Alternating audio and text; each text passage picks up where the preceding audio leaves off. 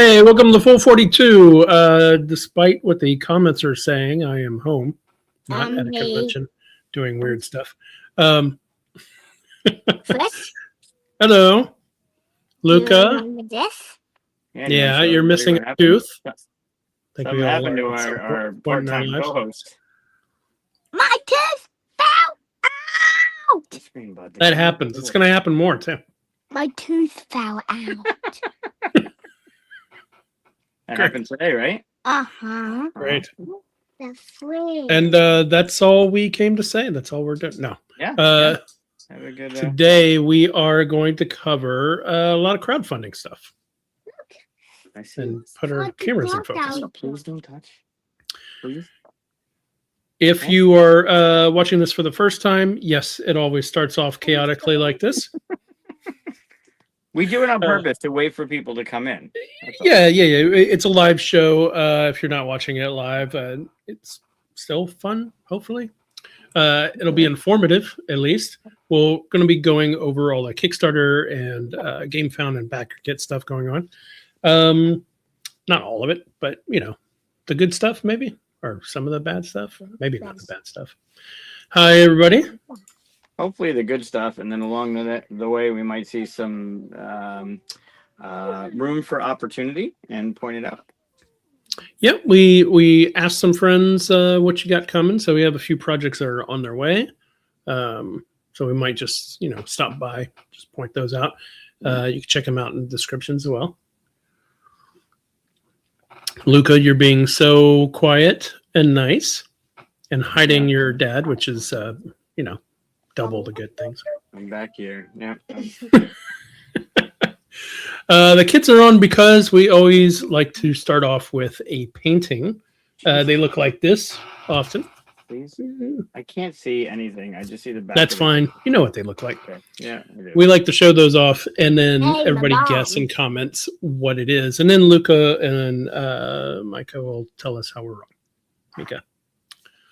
Yeah, I got 2 tonight. Nice. Awesome. Yeah. And I don't know. I have an interpretation. I don't know what they actually are.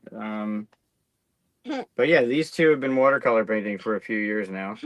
And we usually show. Do you want to do the show? I'll go over there. You want me to go over there? And you can do it? Over there? Yeah, I'll just leave. Yeah. Yeah, that's not happening. No, I want you. No, it's not happening. You can go over there. I have a harder time not listening to him than I do to you. Yeah. So we show watercolor paintings, and you try and figure out what it looks like, and then these guys are going to tell you why you're wrong. But we'll start off with this one. Don't say anything. Understand? Uh-huh. Okay. I won't tell you the years either, because that'll give it away. So here's one. So we're supposed to guess who did this and what it is. Correct. Yeah, I'll show you 2. You'll try and figure out who did which one of these 2 up and coming artists. Okay.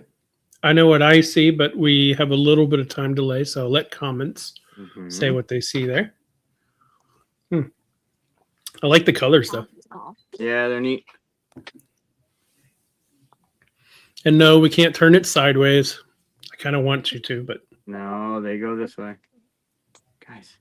Dad. Please. I know. You keep squirming, so you're going to fall off. If you hit me with the side of your hand again, I'm throwing it out. You got me right in the eye with it. Dad. Just smack him. What? What's everybody see? I know you're falling. Stop squirming, and you won't fall. We see a mustard bottle dancing with asparagus. Oh, man. Let's try again. We see Mike losing his patience. We see a monk sniffing a yellow iris. A monk? Oh, green monk. 2 bananas slow dancing with confetti falling. I'm sure that's exactly what they were doing. Where's the monk? I see the confetti. Where's the monk? I assume the green thing is the monk. Oh, no. Maybe the gray outline. You see how, on the far right, that could be the ear. And he's got his eyes closed. Maybe the pink little thing is his nose. I don't know if that's true or not, but my fishing lure caught in the grass again. Someone's a fisherman. Yep. For me, it's trees right behind me. Gray outline. Yes. Okay. Good job. I Right. see a tree squirrel falling past Yeah. the tulip. A tree squirrel. Okay. Now. A green tree squirrel. Stop. All right. And then here's the other one for tonight. Hmm. Okay. That one's fun. Remember, this one's been doing it since 2022. This one's been doing it since 2024. Please don't. Are you sure there's a difference? They both look the same. I know. The kids, not the paintings. Let's see. What's everybody see on that one? I also like these colors. Very earthy. Mm-hmm. I've just been Very messing similar, with right? Whisperwood graphics, so makes me The think of that. yellow. Tempura shrimp on a fancy dish. Now you're making me hungry. It does look like a piece of shrimp. 7, 8. That'd be like a lighter brown for tempura, unless you burnt it. Sure. 17.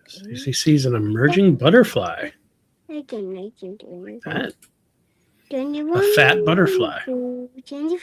A lot of people see butterflies. Butterfly hatching from the cocoon thingy. Oh, 24. I see a brown elephant like Snuffleupagus coming through the grass. 28. Yeah, with the trunk. That makes sense. Stop talking. Elephant with a Hawaiian lei around his neck. Ah, another elephant. Another elephant. Yeah. That's me and Dave.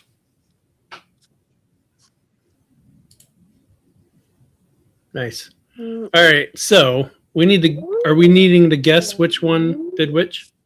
Yeah, you got to figure out which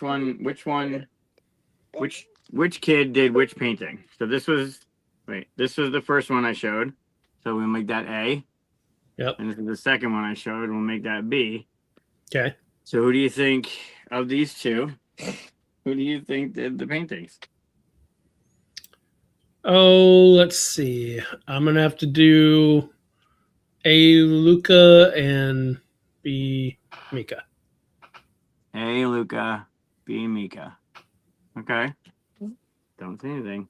That's what I think anyway. We'll see what other people say. See if they agree with me. See if they give it away. Mika. That means stop. Oh, Okay. Steven that's agrees never with you. good. Don't agree with me. Uh-oh. Uh-oh. What? It's the world coming to, and everybody agrees with me. Everyone's agreeing that this one was Luca and this one was Mika.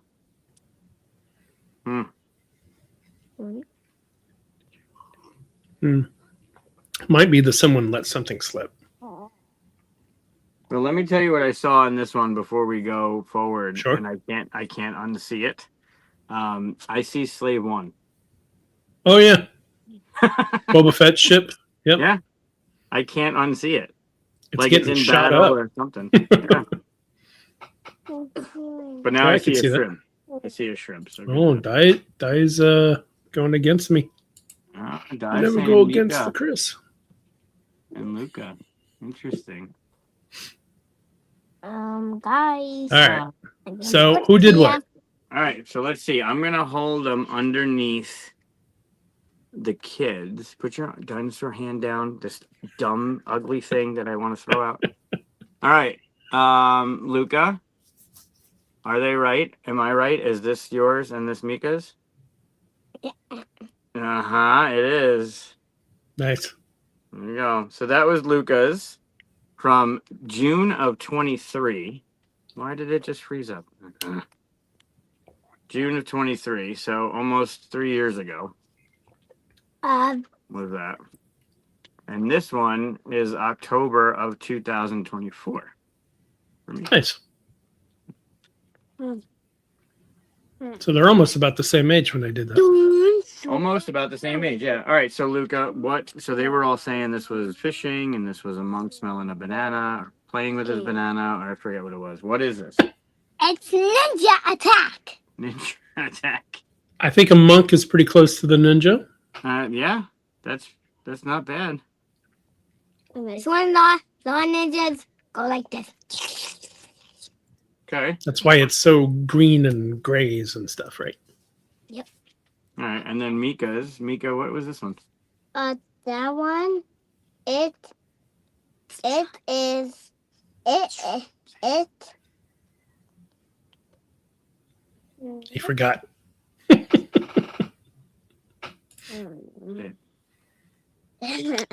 What is it? can't sleep. That's a good one. No. Okay. I don't know it's sleep.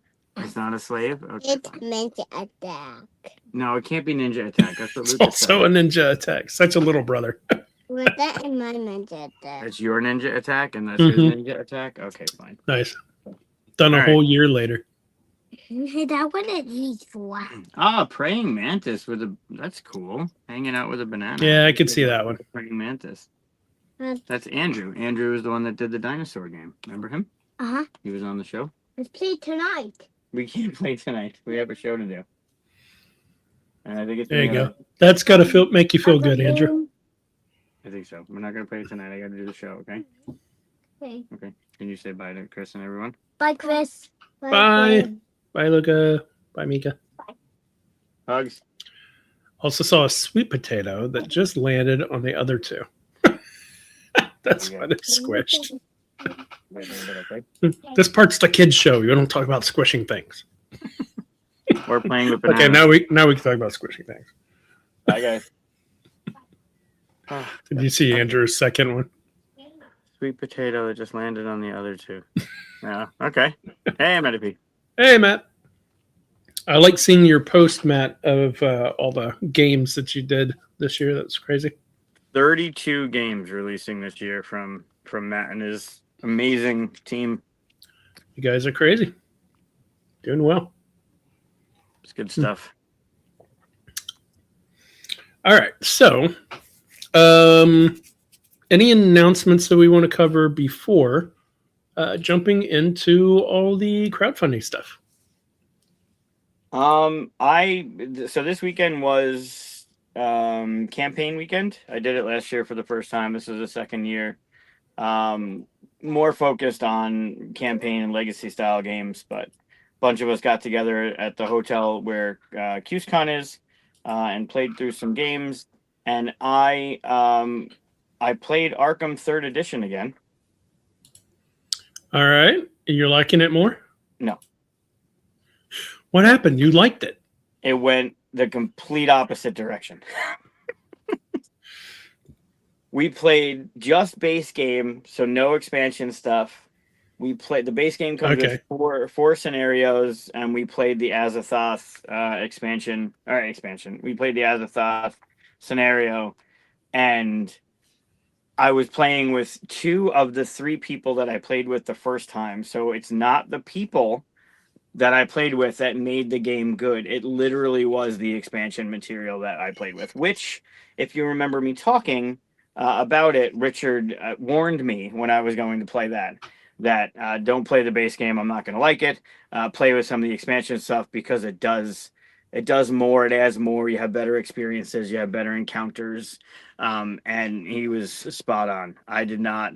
And it could have been the Azathoth one. I think that's the lowest of the 4 scenarios. It got the lowest rating. But I'm pretty sure I'd never play base 3rd again. I mean, you said it before, so why would you play it again without the expansions? Just nobody wanted to do it? No, I brought it with me because I brought games, and it happened to be in one of the boxes that I brought a lot of the stuff from Origin. I picked up at Origins. But I don't have any of the expansions. I only have the base game. Oh, did you pick up some games at Origins? A couple, yeah, just a few. One of these, actually, I picked up Origins. Oh, God. No, you didn't. I did. So I had it with me, and we wanted to play it. And who was it that I played with that I had never played before? Jed had never played before. So yeah, let's do it. It can't be that bad. So we rocked through it. We set it up, and it was fine. It wasn't. It wasn't. It was good storytelling. We had laughs. We filled in a lot of the stuff. I wouldn't. I if it doesn't have some of the expansion stuff, I wouldn't play it again. I wouldn't play it again. Well, then why? Okay. I didn't have the expansion. I don't have any of the expansion stuff with mine. I only had the base, and people wanted to play it. Do the expansions add more than content, or their mechanisms? I think it's just like the expansion material gives you more, right? It gives you more story or more stuff or more monsters, content. More threat, more things than just content, but no mechanisms like another track or board or anything like that. Not from what I played, no. It considerably was different, that experience, with whatever expansions we had played with. I haven't played this version, but Arkham is kind of like Talisman, is kind of like sandbox games and things like that are Ameritrash, whatever term you want to use, where sometimes you can just have a dud of a game.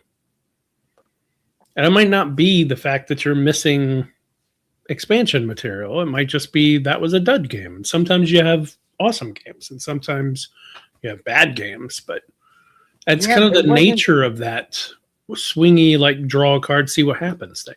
It wasn't that though, because the game itself was focused on, like, you got to go through the scenario, you got to get X amount of clue tokens up on the board, and then you flip the card. It does a lot of what I like in the LCG. The LCG is great. Played through the Dunwich expansion, played through another one-off. I really like what it did, what the game itself is doing with the LCG. And third, brings some of that stuff in there. The modular board, where you can go back and forth, the threat levels, the interactions, it works with what they brought in from the LCG. But this one was just like you take, whenever you get a clue, you can't just go and investigate a clue and get a clue token. When you get a clue, it goes into the center of the location, right? The neighborhood. And there's three locations in the neighborhood. So when you get a clue, you put a clue in the center, then you take a card from the clue deck and shuffle it into the top two of that deck. So cool. You now have the next 3 interactions in that neighborhood. One of them is going to get you a clue token. And if you succeed, then you get the clue token. So you find the clue token, it goes in the neighborhood. You're not guaranteed to get it. And you could fail when the scenario comes up. And some of them say you get the clue token, then do an encounter and you fail. Fine. I went 4 cards before I found my first clue because 2 clues had come up and had gotten shuffled. And I don't understand. Like, I was like baffled that I interacted with that neighborhood so many times and couldn't find the clue card because it had gotten shuffled. Then it had gotten shuffled. It made no sense, like 0 sense. And then the entire game was focused on the Doom tokens around the neighborhood and these Rift cards that came in. It wasn't Arkham. It like the story was there, but it just didn't feel like this epic, like, oh my God thing. It just was like, we did a thing for an hour. Okay. I mean, I told you about a game that I had in Arkham once, 2nd edition, where I walked into a library, I looked at a book, nothing happened. I talked to a librarian, nothing happened. Yep. Turn 3, I looked at the tapestry and my character died. Right. And I was just like, this game sucks. Yep. And that had nothing to do with adding more stuff or anything like that. You could just have a dud of a game. And those kind of games. Shouldn't happen. That part of the nature. That type of experience shouldn't happen in the game, though. And I had something similar happen. I was at the newspaper. Something happened at the newspaper. Clue token came up. I had to go check for the clue token. I went to the train station, and my encounter was, this was turn 2, was basically like, you sit there and think of all the stuff you've been through and contemplate just leaving. And I'm like, this is turn 2. I had a shitty encounter on turn 1, and my character's like, yeah, fuck it all. I want out. I'm going home. And it was like, you could take the train. You could literally bounce your character. This was turn 2. The narrative was like, you've been through so much, you might just leave. And it actually gave you the opportunity to start a new character. Or if you don't, you gain an ally. And I'm like, holy shit, what is that? And I guess you gained off, an ally. I gained an ally, which was great. I could have rolled a new character on turn 2. My character had a backstory of this family curse. And the idea was I couldn't succeed on anything but a 6. And in Arkham, it's 5 or 6. Fine. So only 6s. I can't be blessed or cursed, which means I can't obviously get cursed. And I can't get blessed, which means I don't get the 4, 5, 6 opportunity. And then does the bless cancel out your curse like normal? No, I cannot get blessed. I cannot get cursed. That was my. I would have rolled up a new character then. That sucks. But the character is the focus of the character is on reroll. So my ability is to enhance my character's focus more, so I can focus twice on each stat, which gives you extra bonuses. And the idea was when you fail on a test, you get to focus, which increases your stats. I couldn't fail. I was rolling dice the best I've ever rolled my dice. Everything came up 6s, quite literally, because I had to succeed on only 6s. And I couldn't even fail my character to benefit from my curse. Like the whole thing was like just. That's funny. Oh my God, it was. So anyway, and then on the other side of that. How could expansion stuff fix that? It could have been the character and the rolls. Like that thing is just, you can't fix that. You can't. Because your character is based on bad rolling, and if you roll well, great. I had an ability to re-roll, so I could literally re-roll my successes to fail in order to benefit. And it was like, it's this weird. I never played the character before. Rex something. He's the reporter from Arkham. That's why in these games, I always go for the extreme. Because either you're going to make it and you're like, oh my God, it's awesome. Sure. I did a great job. Or you're going to fail and you're like, that's hilarious. That's awesome. I don't want to ever go for the safe method because you're going to have nothing but reading books in a library game. Yep. Or sitting in a train station thinking about leaving. It is very true. You sit and contemplate all the stuff that you've gone through. Turn 2. And, some games give you more of a choice to ramp up stuff and others. Like, there's some places you shouldn't go in Arkham Horror right away. And that's what I do immediately. But like Brandon bringing up right here, Betrayal of House, you have no choice in what that scenario is. So sometimes you get duds and sometimes you don't. But that's just kind of the thing you sign up for in these kind of games. Yeah, I get it. I definitely get it. It's just, and it could be tainted from me being like with Arkham being the game that got me into the industry and having such a love for second edition Arkham, that I went into it super critical when I played the first time I played it, and I really had a great time. So playing it this time, I joked, I said, like, really, how bad could it be? And it was like, oh my God. It was fine. I wouldn't go out of my way to pull it off the shelf. It was fine. With all the other games that are out there, it wasn't a great experience. Well, the experience you just described to me sounds like an experience you could have with version 2 as well. Yeah, but I never had that experience with version 2. I've never had such a dud of a game. I mean, even Eldritch. And Eldritch is fine. I wouldn't play it over Arkham Second. But even with Eldritch, I never left it going, I wouldn't play it again. Like, I never played it with any of the expansions. I played it a few times, and I've enjoyed each time I played with it. But it was not, I don't know, it was just... I think that describes why I like Eldritch a little bit more, is because you can control the severity of your turns. You can be like, yeah, I'm going to go run into that thing in Africa that's crazy and blah, blah, blah, Yeah, but it's still, at the end of the day, it's still doing the thing, right? It's still telling you to test something that... Sure. Like, Tales of Arabian Nights is like, you want to go into it because it sounds like it's wisdom, but you're actually testing lore or something, and it's like the opposite thing. But I liked it better than like Arkham. It's Arkham Third, and then Eldritch, and then Second Edition for me. You like Arkham Third over Eldridge, even though you just 1, complained 2, about 3. it. Nope. Arkham Third, Eldritch, Arkham Second. Oh, I see.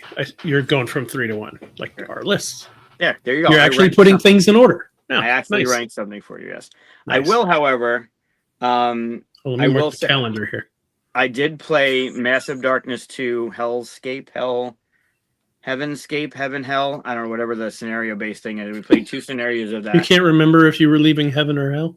Heaven something. I forget what it's called. I enjoyed that quite a bit. That was fun. A dice chucker from Simon. Like it's got the zombicide kind of base to it. But that was fun. But I did play twice Kokeshi from Grand Gamers Guild. That Mhm. game's fantastic. It's surprisingly thinky, but it's such a great engine building puzzle. And it feels good with the components because they're like these. What's the not acrylic? Oh, yeah, Not yeah. resin. We talked about this in our Origins preview, didn't we? Oh Or man, Gen Con preview. it's really good. It's I love that game. I played it at night, Saturday night, and then Sunday morning when Todd got there. We were the first 2 there, and I immediately wanted to play it again. That's fun. It's weird the way it works, but it's fun, like the point system of how everything works. But basically, that's the sideboard. Who's that? Oh, hey, Evan. Yeah, Kokeshi is great. That's the sideboard. Those 4 Kokeshi animals. You're trying to move up on from left to right. You get points based on where it is at endgame, and then when your token, it's weird in that's a 2-player setup. When your token gets to the second spot, which is basically over the red line, you get the token. Or touch the other one. But if you scroll down, yeah. So this thing, zoom out just a little bit, maybe. Can't zoom out. There's just this or that. All right, stay there. So on your turn, you pick one of your Kokeshi dolls and you advance it 1 space. Okay. Now let's say you wanted to move the geisha all the way on the left. So now zoom in. So you would take the geisha doll and you'd move it. Well, that's a bad example. Let's scroll up a little. Let's say you wanted to do grandma. You would move grandma up to the tile. That first spot with the black and money thing, that's just pre-printed. That's where you start. So you move up to the tile and then you trigger that tile. And that tile lets you move either the geisha or the farmer. So then what you do is then you move that doll up. So you get this engine building thing of these tiles that get you to move things from left up to the right of what you moved, or you get choices, or you get to do both, which is move some of the animals and move any one of your characters up 1. And there's this if you move up on the board and then left. There on the left, when you get to put a tile there, you can choose from immediate point ones. And then depending on how high the columns go, all the way on the right of the board, you get points at endgame for how high each of the columns go. Yeah, those are points. The puzzle, the engine building puzzle, and the way everything kind of works, and you have choice of putting things next to each other to trigger other things. The only restriction negative is if you have 2 of the same color in next to each other. For every pair of the same color, you lose 3 points. So it ends up being a little bit of well, I really want to put this here because it's going to help my engine, but I'm going to sacrifice 3 points at the end of the game to do it. It's a surprisingly thinky puzzle, but it blew the socks off me. I love this one. This one's really good. And if you look at the tapestry on this one, you do not die. Yes, you won't die if you touch the tapestry on that one. Yeah, that's it. That's a really good one. I know we talked about it for our Gen Con show. Yeah, I picked it I'm up. glad you get to try it. It's really good. I recommend it. Did you get it at Origins? I did. Oh, okay. That was one of the ones that was the potential of selling out. So I actually had Dave, who was helping us in the booth. I think he went to go pick Dave. I think Dave went to go pick me up a copy. Your gopher, you mean? Because you sent him to go do everything. I did. Well, he was walking around, so he wasn't on until 7:00 at night. So. Yeah, so I highly recommend Kokeshi if you haven't looked into it. Nice. Look into it. It's fantastic. So that was my weekend. I actually got to play games and hang out with people, and Sounds like a What good about you? weekend. What'd you do? My power went out for Sunday. Fantastic. That's exciting. Yeah.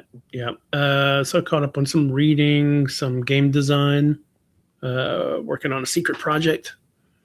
Couple. Well, that's true. And then let's see, Saturday or Friday, I think I played Whisperwood again.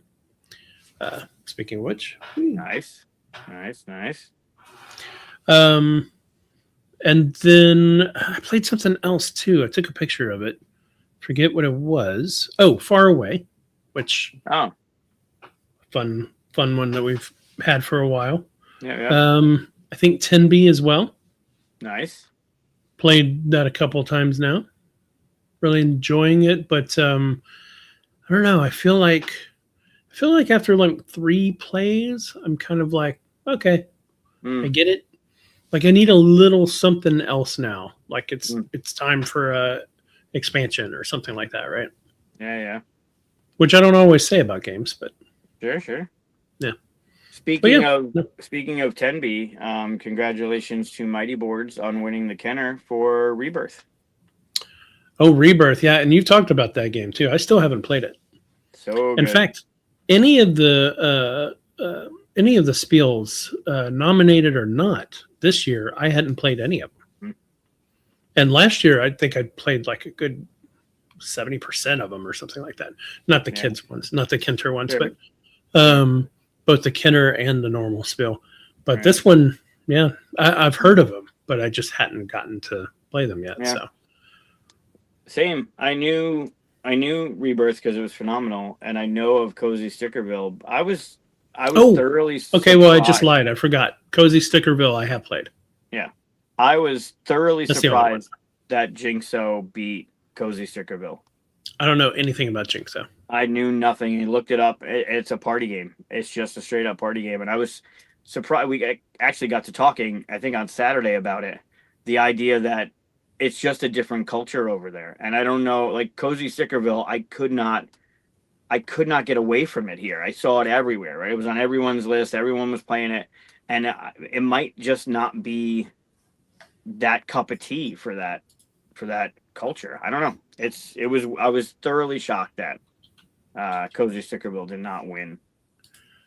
Well, I mean, I don't know about shocked because of what you say. Like, it really is just a small jury of I think they're content providers or journalists or something like that. Just a small group of them that just play the games and then vote. Right? That could be anybody's game group. And Stickerville just might not have made it with that group. You know, it's just it's crazy how big this reward is and how meaningful it is to the industry. And yet it's really just kind of like just a bunch of people playing. Like there's not even an official submission or anything like that. It's if it's in German, they'll play it. Right. I've talked to the at the time president of the thing, and I think this was, I don't know, like 10 years ago or something like that. And he was like, yeah, we just play games like a normal game group. And then I was like, okay. It you imagine this whole like thing process stuff going on and all this different steps of playing and making sure everybody, no, it's just they vote on it, and it's crazy. Yeah, it's different. Yeah. Well, I mean, Mighty Board. I've been talking about Mighty Boards for a while, and I'm glad. I'm glad they got it. Rebirth is fantastic. If you haven't picked it up or haven't tried it, there's an intro. They tell you to play one side. If you're new to it, you play the other side, and it changes up the components and the gameplay, and it's just super straightforward, super simple. It really is. It's a fun game. Yep. Cool. Yeah. All right. Well, why don't we jump into crowdfunding stuff here, because I know we got a lot to talk about. We did put out a post, or you did, asking friends to post their links if you want us to talk about it. I don't think anybody has anything going on at this moment, right? Oh no, there's one. No, There's one. 2, I thought. Is there 2? Well, we'll see because I pulled the links up. Okay. Since you've gone through the trouble. Oh yeah, this one's running. Yeah, I think it's 2. Since people went through the trouble of answering your post, I 3. went ahead and put them on here. So Yeah. let's go ahead and look at the ones that our friends have talked about. Let's see, and then I'll start it off selfishly, As you should. just to remind everybody about Whisperwood. Go follow it. Oh, yeah. All that stuff. What's it up to? Is it up to 7,800 people yet? Halfway there. Yeah. 7,758. That'll do it. That's good. Yeah. Man, we need to put more art on here. We have so Yeah. much new art. That jellyfish was the axolotl is great. The otters are still number 1, but that jellyfish is beautiful. There's a lot of stuff that hasn't been released yet that's pretty amazing. Yeah. I can't wait till it gets shown. And I can't even say what's what yet because I don't know exactly what's been revealed because I see it before it gets put out. So Right. but yeah. Yep. Let's go back that up. I'll have to fix the link in the description, but just type in Whisperwood Kickstarter and it'll pop up for you. So, first link I have here is Kabuto Sumo Dice. Oh, no, don't go away. They're doing pretty well. Yeah. Did we Kabuto see Sumo- this? No, they didn't have dice at Origins that I saw. Maybe in the booth, but not in the gameplay area. Yeah, I was trying to remember in the gameplay area if we saw. I mean, I saw the normal Kabuto. Mm-hmm. But I don't think I saw the dice one. Yeah. Yeah, as Cadelia sent the link over to us. It's part of a 3-fer, right? You got Kabuto Sumo Dice as the main, and then Wild Berries and whatever the other one is. The third one is there's 3 of them No, in it there. says it up here. Imps. That's the one. So we should talk about this real quick because this is becoming more and more a thing that there's more than one of them, even in this list, that are putting more than one game on a campaign. And before, like early on in the days when people first started doing this, they didn't do very well doing that because there's this economy, kind of feel of if you're giving me something for free, it must not have value kind of thing. And so if I'm getting a big game plus a little game, that little game feels like it has no value. Right. But I think a lot of that is starting to go away now in crowdfunding because you're seeing more and more of this and people are finding the gems and those kind of things and stuff. But I do admit that personally, whenever I see more than one game on a thing, I immediately kind of wonder, like, what's the main one? And do I want the side ones? And there has been a time where I've wanted the side one and not the main one before, and I've done that. But yeah, it's an interesting practice. Yeah, and they've been doing it for a minute now, right? A lot of their games come out in sets of 3. Yeah, and that's the other thing is if your company does it as like this is what you normally do, you just put out a set like that, then your audience starts to understand, get that, and find the value in that. So that's cool. Yeah. Yeah. It can happen. Yeah, and I think that's a good point with all play because they usually have the games and then they usually have some sort of upgrades to the games, and you get to pick what you want, right? You want just the base games, you want the game with the upgrades, you want whatever. So yeah, that they're offering all the Kabuto Sumo stuff. Wow, that's a lot of stuff right there. There's a lot of stuff. $250. Yeah, you got a bunch of stuff for that game. That's crazy. I didn't realize they had this much stuff. I knew they had, some expansion and stuff, but wow. Yep. So what I get from this, I think someone was describing this at Origins actually, is that you throw the dice in there, things fly out, and you then check out the aftermath. Yeah. Yep. Basically. very much a dexterity game. Of course, the original one is, right? Yeah, for sure. I mean, a little bit. I mean, it's more of you're just pushing it. Is it dexterity? I guess it is dexterity. Yeah, it's still. Balancing things is considered dexterity, right? Yeah, you're pushing a disc across the platform to knock other discs off. It's not a flick. I don't know. I guess. I mean, it's got to be dexterity. What else could it be? I am going to look it up. Just to be contrary. No. I'm curious. I mean, I assume it is. Yeah. How to play, throw dice into things, smash stuff around, use signature moves. Yeah. It's the category is action dexterity. Okay. So I wondered, is Spinderella? We have more than one dexterity types, but still only bag and or deck building.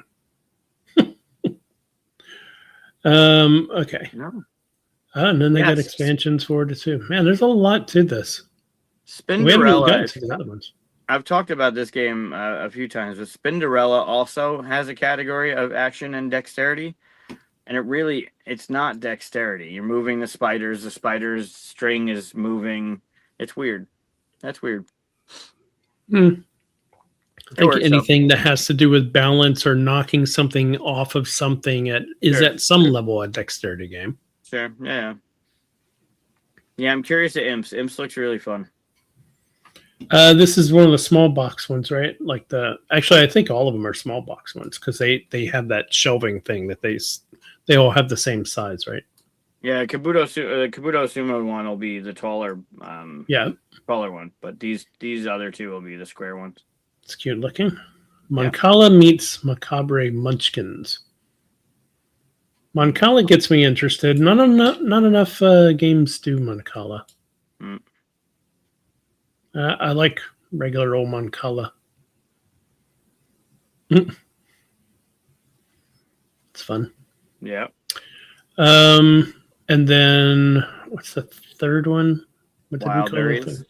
Wild Berries. I haven't looked at that one yet. Here we go. Oops.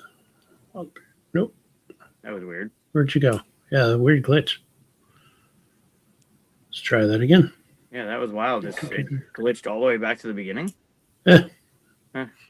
Wild Berries. I like the artwork. It's fun. Yeah. Yep.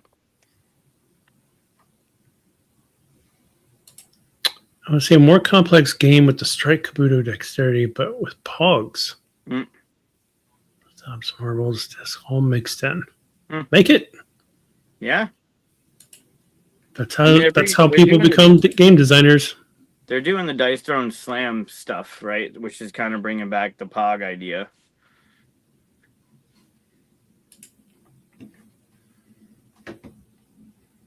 Nice. Yeah. Must be a child of the 90s. Pogs, yep. Yeah, Wild Berries looks fun. Grant's got a good video on that one. I mean, yeah, marbles. You don't see enough marbles. Yeah, who doesn't want things rolling off their game table? They got the little circle thing. They do. Yeah. Same thing like that Gizmos thing, right? They have little rings that hold them in. Yeah. Petrie's game too, though, on the rocks has the holes in the drinks for the marbles for the ingredients. Mm-hmm. Then, speaking of several games, yeah, Chad. There we go. So, Tigris and Euphrates, Lobby Snacks, Payback Club, and Imports. Mm-hmm. Which is crazy because Tigris and Euphrates, pretty famous, pretty strong Knizia game. Mm-hmm. You wouldn't think would not require, but you would think would be able to hold its own crowdfunding campaign. Mm-hmm. But again, this is kind of what they do too. They put several games into one campaign, right? Yeah. I mean, I get it. Making one campaign alone is a lot of work. Mm-hmm. But this one is just a preview, but go check them out. The link's in there. Moonshine is awesome. Are we talking about... Taken out of context. Yeah. I love the lobby snacks look Yeah. and feel. Let's go out to the Yeah. Faust versus Mephisto. That's Mephisto or Mephisto? How do you say it? I think Marvel is Mephisto, right? Yeah. Yeah. Kilauea. Kilauea. Who's Awea? What are we killing? Kilauea. That's probably wrong. Checkable shot. That's a cool cover. Okay. Vincent Yeah, Dutrait. Should have known. Yeah. Yeah, the imports. Chad is one of those. If you have an opportunity, if you're going to Gen Con or any con that Chad's at, stop by. There's Moonshine.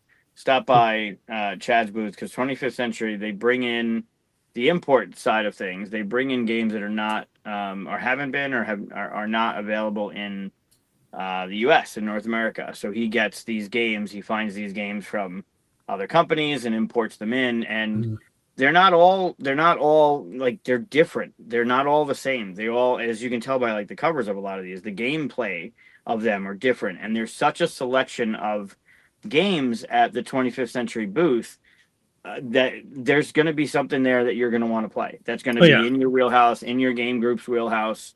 It's inevitable because he has so many options for you, and he gets all these good games that will fit something. And I love that style of publishing really gets you a lot of different like cultural looks and feels into stuff, right? I mean, this is all just from different minds. It's interesting. Yeah. The Voynich puzzle. Yep. And he doesn't bring a lot of each. Like, there'll be some that he'll bring a lot of, but he doesn't bring a lot of each game. So a lot of his stuff, like if you wait till Saturday or Sunday to go to his booth because you're looking at everybody else's and you kind of neglect 25th Century's booth, you'll miss out on some good stuff. And then you'll have to find it later. Like, it'll be even harder to find. He does a great job of finding games that work, that are good, they're worth it. And the price points are extremely reasonable. Payback Club is given GTA vibes. Yeah, it is. Yeah, it is. Which I've always wondered, like, could you make that board game and would you want to play it? Like, it's different as a video game, a single solo video game doing crazy stuff. But yeah, I don't know. That the video game IPs are hit or miss, right? You had Call of Duty come out, that didn't do very well. Metal Gear Solid, I mean, it started out with a flop because of where it initially started, and then the new one kind of it's really good. Emerson's an amazing designer, but I haven't heard much about. And then you get things like Clash of Clans and Cyberpunk, Stardew Valley, that just take off, that just nail it. And it's interesting because it doesn't necessarily mean like you grab a GTA game and make it and you think it's going to go bonkers, but that kind of game might be really hard to pull off in that kind of scenario based style, right? Sandbox would work, but you want to have a track. This is so going back to our conversation before. Sandbox has that problem where you could just have kind of dud, nothing happen games, right? Yep. Which happens in Western Legends sometimes. Yep. But in any sandbox, even Outer Rim, it's my experience. But what's interesting is you can have those dud experiences in GTA as a video game. Like, sometimes you just drive around and you're like, yeah, there was nothing to do. Like sometimes I spend an hour and a half and I'm like, I haven't done anything in an hour and a half. Like, I've been getting into Starfield again. I jumped back into my old character and stuff like that. I just started going around different systems, just kind of exploring, getting a little experience and stuff, but nothing happened. But if you put that into board game terms, you have to have something happen in board games. Yeah. When you finally wait, you have to wait for your turn. So when it gets to your turn, something better happen, right? You can't just go, explore some planets and then think that was a fun experience. Right. Which is weird that I was perfectly happy to do it as a video game. Right. But like So Animal Crossing is different because you can burn out 2 hours in Animal Crossing and not really. You go fishing and you sell some fish and you find a mushroom and you put it in your house or whatever. But GTA, you burn 2 hours just trying to get away from the feds, right? And how are you going to do that in a board game? How are you going to have that I didn't do anything but still feel accomplished kind of feeling in a scenario-based board game? It'd be weird. I mean, I spent 30 minutes just trying to see if I could get on top of a building. Sure. Sure. And call that fun. Right. Done. You know, had fun on that video game. But you can't do that in a board game. So it's really weird. Some games like Stardew Valley have a structure to them to where it just easily goes into board game.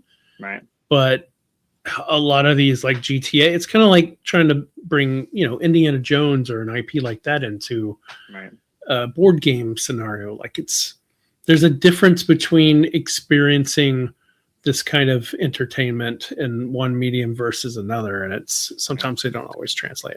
No, I think that might be a good point with GTA. I don't know if it would. Because there's so many things you can do in that game. Not that like Western Legends you can't, but like Red Dead as a board game might not work because of all the things you could do that don't progress your story. You just go do stuff. And that would be weird to like hop in a car and move around a board, and if you don't stop at a red light, the cops are going to turn the sirens on, and then you're going to smash the cops into the water. Then you're going to go to 2 stars. Then there's going to be a helicopter, and then you're breaking out the bazooka. Now you're on top of a building with 5 stars. Like, how is that going to translate into the cardboard? And would you wait around an entire round until you get to shoot at the helicopter? And then, their whole game is just running from the cops. Like, yeah, there's just a lot of stuff that doesn't translate. But all of that conversation coming from this that it looks like GTA, it may not even play anything like that. I don't know what this is. No, I'm sure. It's a let's see. They don't have much on here, do we? No. Yeah, it really doesn't say anything about the game. So we'll see. Didn't want all of that to reflect on what that is because we have no idea what this is. It just looks cool. Is it Payback Club? Is Payback one word? Payback Club. It looks like 2 words. Oh no, Payback's 1 word when he typed it in up here. Yeah, it's Payback Club. So it's Stan Kordonsky. It's action points, card play, conflict resolution. These things mean nothing. Each player will step in the shoes of an everyday hero who has a reason to seek justice, uncover a mystery, or exact revenge on the mob. Players will navigate the map of New Odessa, choosing jobs ranging from attacking mob strongholds to protecting endangered citizens. The game uses a blend of action selection, multi-use cards, multi-use is 2 words, and resource management mechanisms. It says mechanics. I hate that. Players will gain reputation points throughout the game by completing jobs, winning battles against the mob, stashing away cash and gems, and gaining favor. Each player's character has their own unique specialty and scoring opportunities. That sounds kind of sounds like Escape Plan. I mean, different too, but have you ever played Escape Plan, a Lacerda game? I spent 3 hours on that game, and I don't think we went through 1 turn. Yeah, so you have played it. Yeah. It's a Lacerda game, so yeah.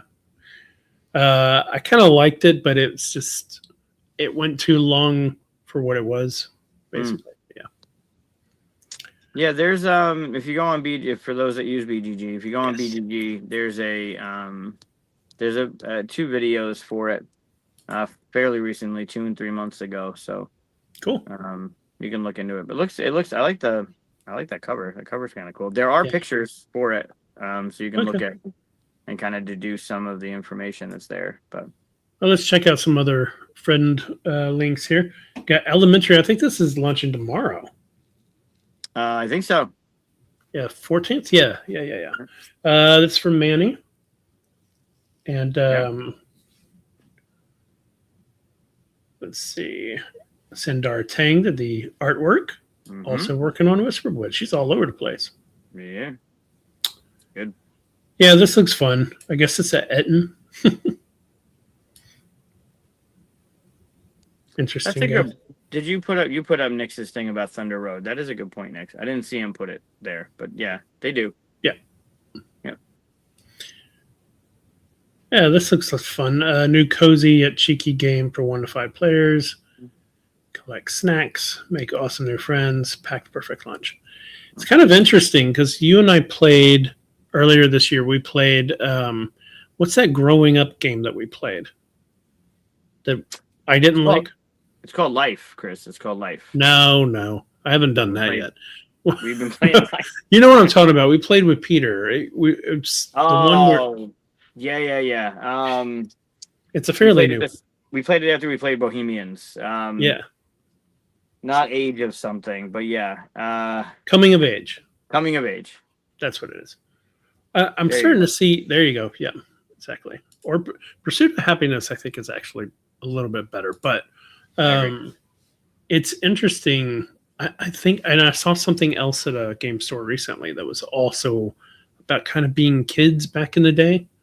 So it's kind of interesting, all this kind of like nostalgia stuff. Although, the older we get, the more people will be making nostalgia stuff about growing up in the 2000s versus the 80s, or like we're not going to get Stranger Things anymore, right? We're going to get something happening in 2005. And I don't know how you're going to tell the difference. We all wear the same clothes as we did in 2005. So.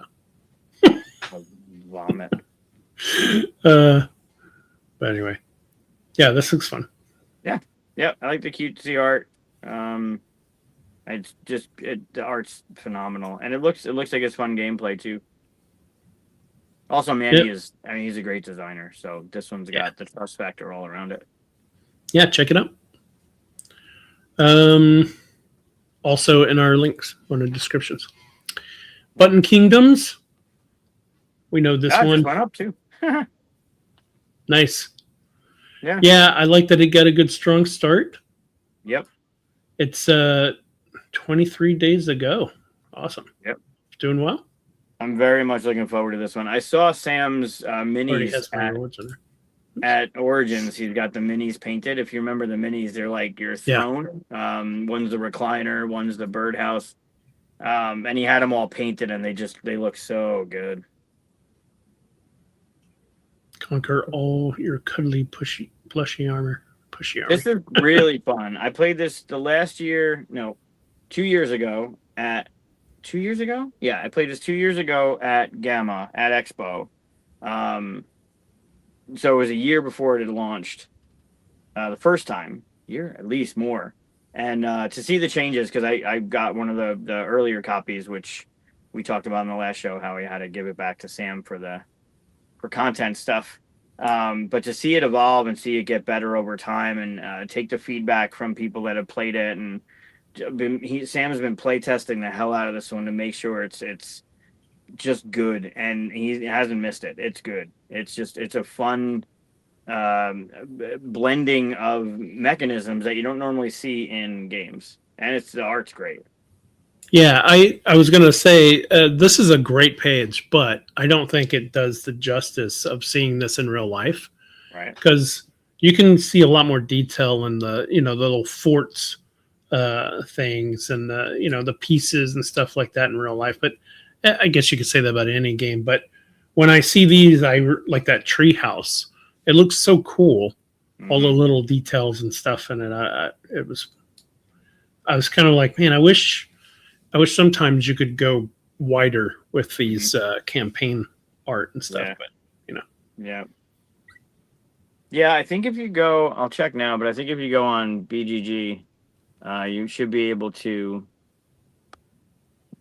blow them up. Maybe not. Oh, Sam there you go. You can do it. If you go on BGG, you can look it up, and zoom in on the treehouse and zoom in on the block fort and everything, and see the detail of those mats. They're neat. Now this is this is 2026.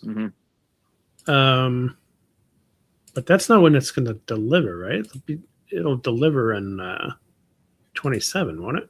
It might. I mean, he was far enough along. Those pre-production copies are pretty spot on to Final. There you go. To final stuff. Yeah. I just like this artwork. Mm-hmm. A lot of fun. And now I want that treehouse. Yeah, it's a good one. Cool. I like the treehouse. Yeah, go check that one out. It's going right now, so you could actually. Hey, look at that. 42 backed. Nice. That is true in more than one way. Okay.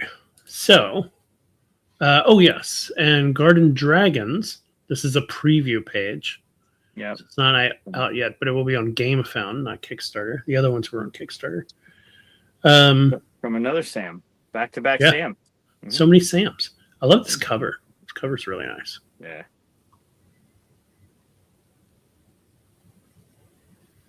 Naomi Van Doren. I don't know that name. I wonder what else other artwork she's done. Mm. Really nice. Pretty. Cute Dragons seems to be a. Everybody likes cute dragons. Those are cute though. Got stuff coming, but it is a preview page. But yeah, What's the artist name? Naomi Van Doren. 2 words, Van. Looks like one word. Van Doren. Capital D though. No, they're not in BGG. Choose a flower tile and place it in the field touching another flower tile. Simple tile placement rules. Hatchlings. Okay. Score points based on changing flowers. Oh, that's fun. I am horrible at these kind of games. Doesn't mean I don't enjoy them. Yeah. I don't know what it is about this kind of stuff, though, with it. I like that he's putting the pledge levels on the preview page. That's cool. Yeah, let people know what's coming. Yeah. You don't see that often. Usually just see it's like a little bit of info and it's a little bit of whatever, if you get any of that. Some don't have that at all.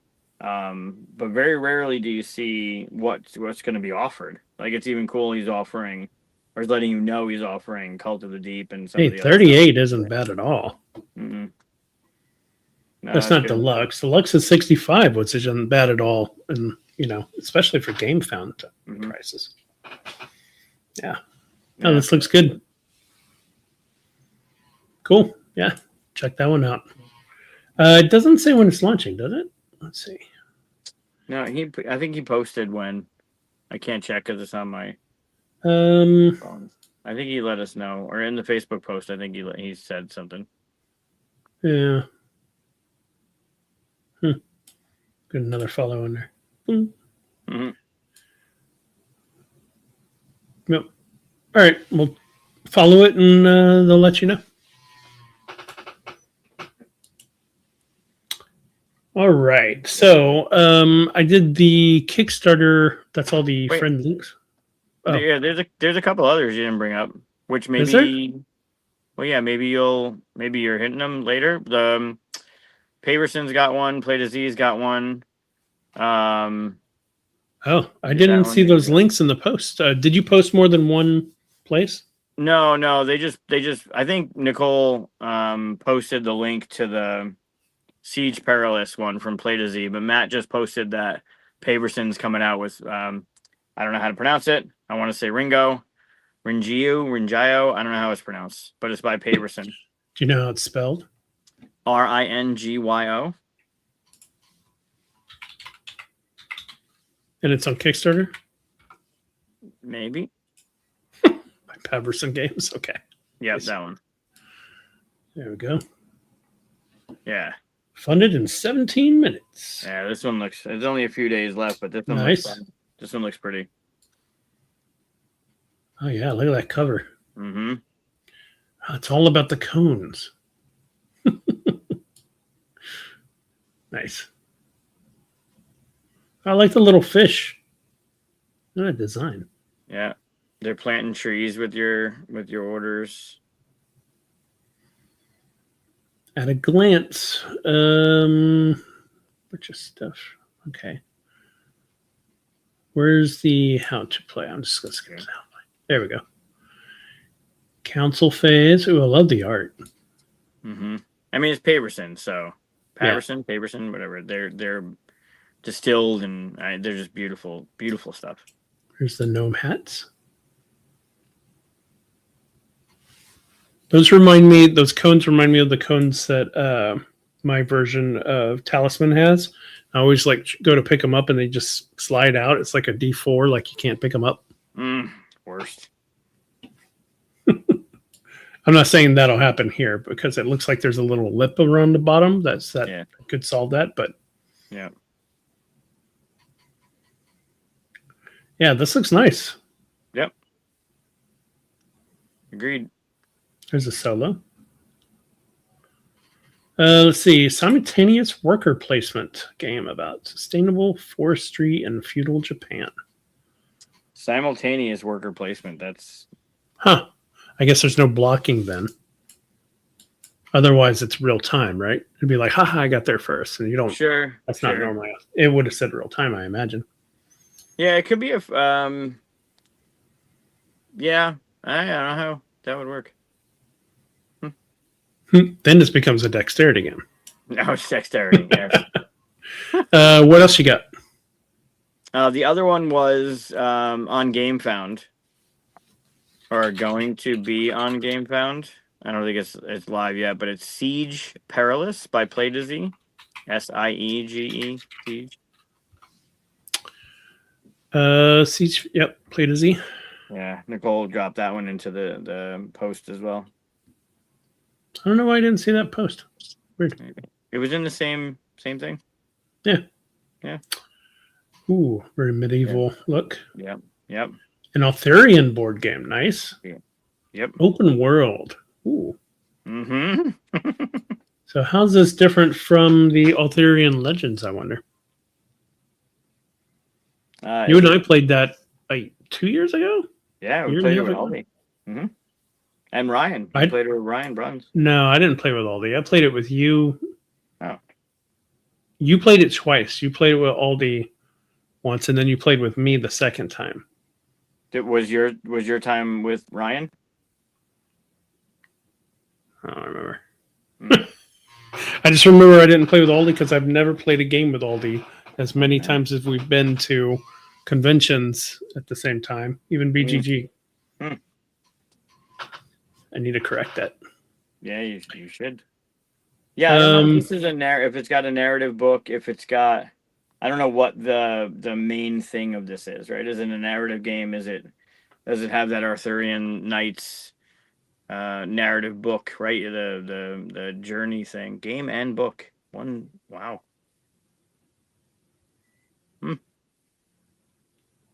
Wow. $250.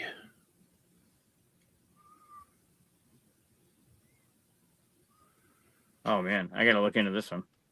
I mean, I went into gameplay, but it's all video, so I don't want to long video too.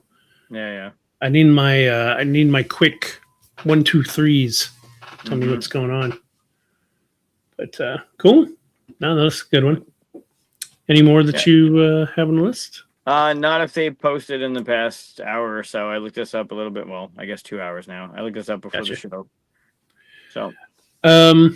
Okay, so I went to Kickstarter, did the usual, the oldest one that's still going, blah, blah, blah. And now, of course, I've got to skip past all the crap that Kickstarter still hasn't allowed me to get out of. All this RPG bullshit that's not tabletop. I mean, I understand tabletop is still RPG, but split those two things up. Nobody wants both of those at the same. Some people might, but they can search for that separately. But get the 5e things off of there.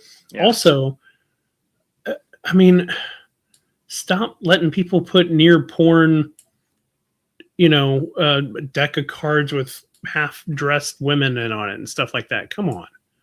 They know what they're doing. They know what their audience is for here. So I'm a little upset about Kickstarter here because I'm all this deep looking for a single game to look at, and I might miss it. Because you're scrolling through. Yeah. I mean, look at the top. Like just starting off here, like D20 Ring. That's not a tabletop game. Get it out of there. They used to be like it used to be kind of hard to get a game on Kickstarter because they'd be like, nope, you don't have this set up and you don't have this right and you don't belong in this category.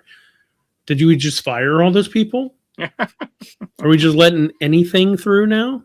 It's just really annoying to try to find anything that isn't just basically the most popular thing. Like I kind of want to find something that needs my backing. Right. But I got to wade through all this just bullshit. Right. Yeah. Sorry. That's a rant that was happening while I was trying to set up for this. I saw it happening. Yeah. When you do games, it's just games. I have games, tabletop games. Yeah. Games and tabletop games. Where is that filter option? When you hit games, like if you hit this game right here. Yeah. Right.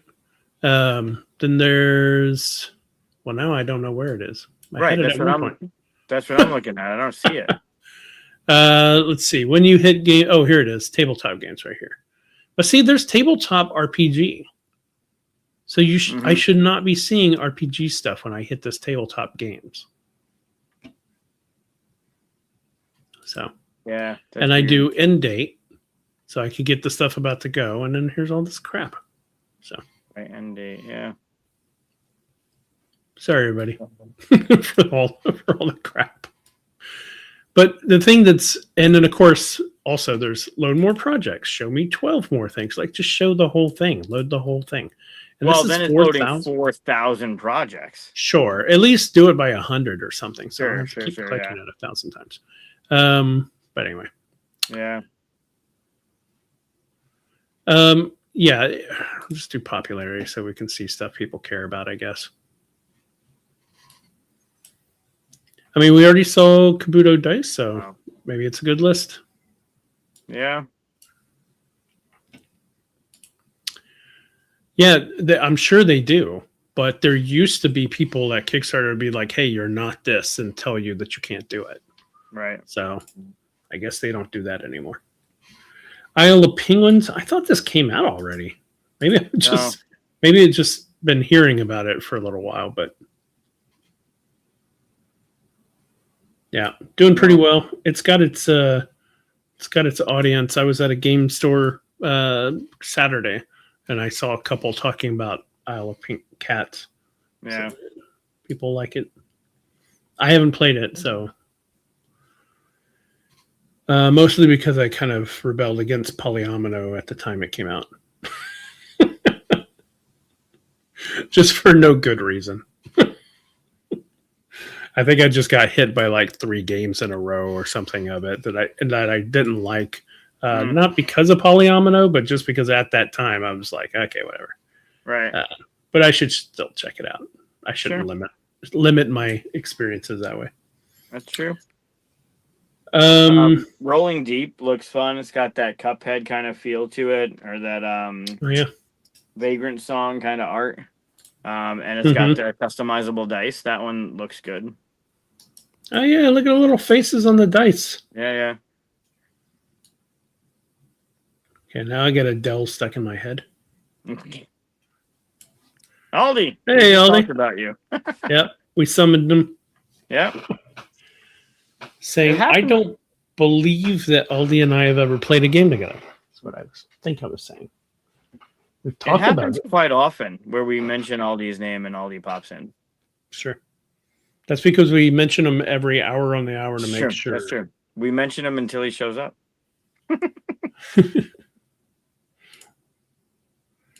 Yeah, I don't think we have. Unless you count Lance's games that we played on his show.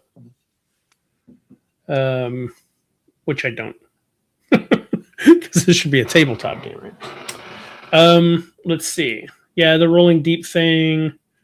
Yep. Pledge levels 59. I gotta say, there was a moment in crowdfunding where prices kind of went real high, and I was like, oh god, are we about to price out half the audience here?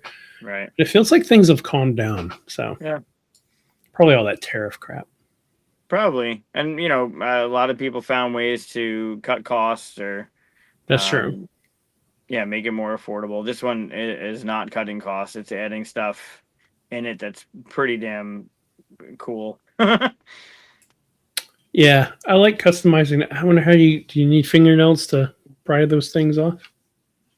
Usually, well, I mean, the first ones that came out didn't come with anything, but the more recent games come with a little tool that shoots them across the room. It's real fun.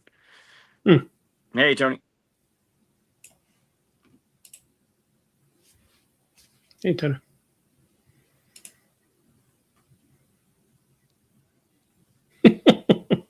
If only. I'll play anything at conventions for the most part. Mm-hmm. I'll throw that little most part in there. Yeah. Just because I know someone's going to challenge that if I don't. Yeah. Oh, you said anything. Now we have to summon a demon together. Now we're going to play real life Jumanji. Jeez. A crowbar. Let's see, what else do we have here? Cartoon Girls, cool. Tabletop games, right? Harry Potter Defenders of Hogwarts.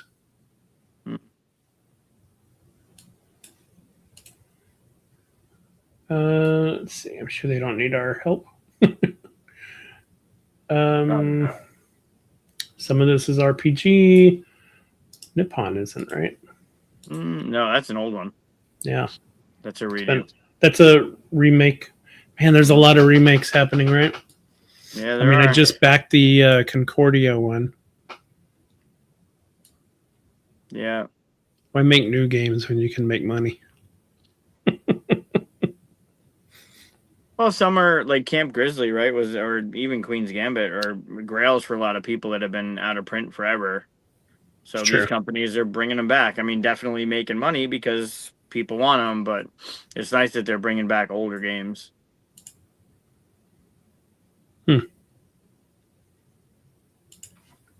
Number one of all time. Wow. That's high praise. Well, I need to try it then. It's an older one. You can get the older copies pretty readily, I think. It's good. It's accurate. How to play. Fine tune your game. Choose 2 Genro. Don't know what that is. 10 or 15 with financier Genro. Possible combinations allow you to fine tune the experience to match your groups. So if you don't know anything about the game like I don't, this means nothing. You told me nothing. I don't know what a Genro is or financier. I'm going to get grumpy, aren't I? Yeah, you are. I want to know the mechanisms. What am I doing? Each Genro both sets limits for... Okay, the characters. I get it now. Okay. Grants generous bonuses, unlocking new opportunities. Whenever you perform local market action. I guess they're different action selections. It's just not doing a good job of telling me what I'm doing in the game. Something about cats. Every game has to have cats. No, it doesn't. That's false. The full Feed 42 the cat. does not endorse that statement. That is... No, it's not a requirement. It's just something I'm noticing that all games have to have cats, apparently. Oh, okay. There's a lot of cats. Yeah. Cool. I would play it. Yeah. Sprout. This looks cute. A game about keeping houseplants alive. I lose. Turn 1. Dead. Yep. You should be able to buy fake plants and see if people notice. And if they notice, you don't get any points.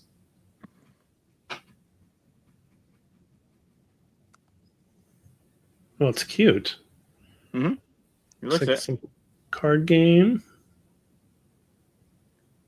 Nice. Oh, little tokens. Wooden tokens. Looks like the plant died. Fun. Let's see. Gameplay. How to play.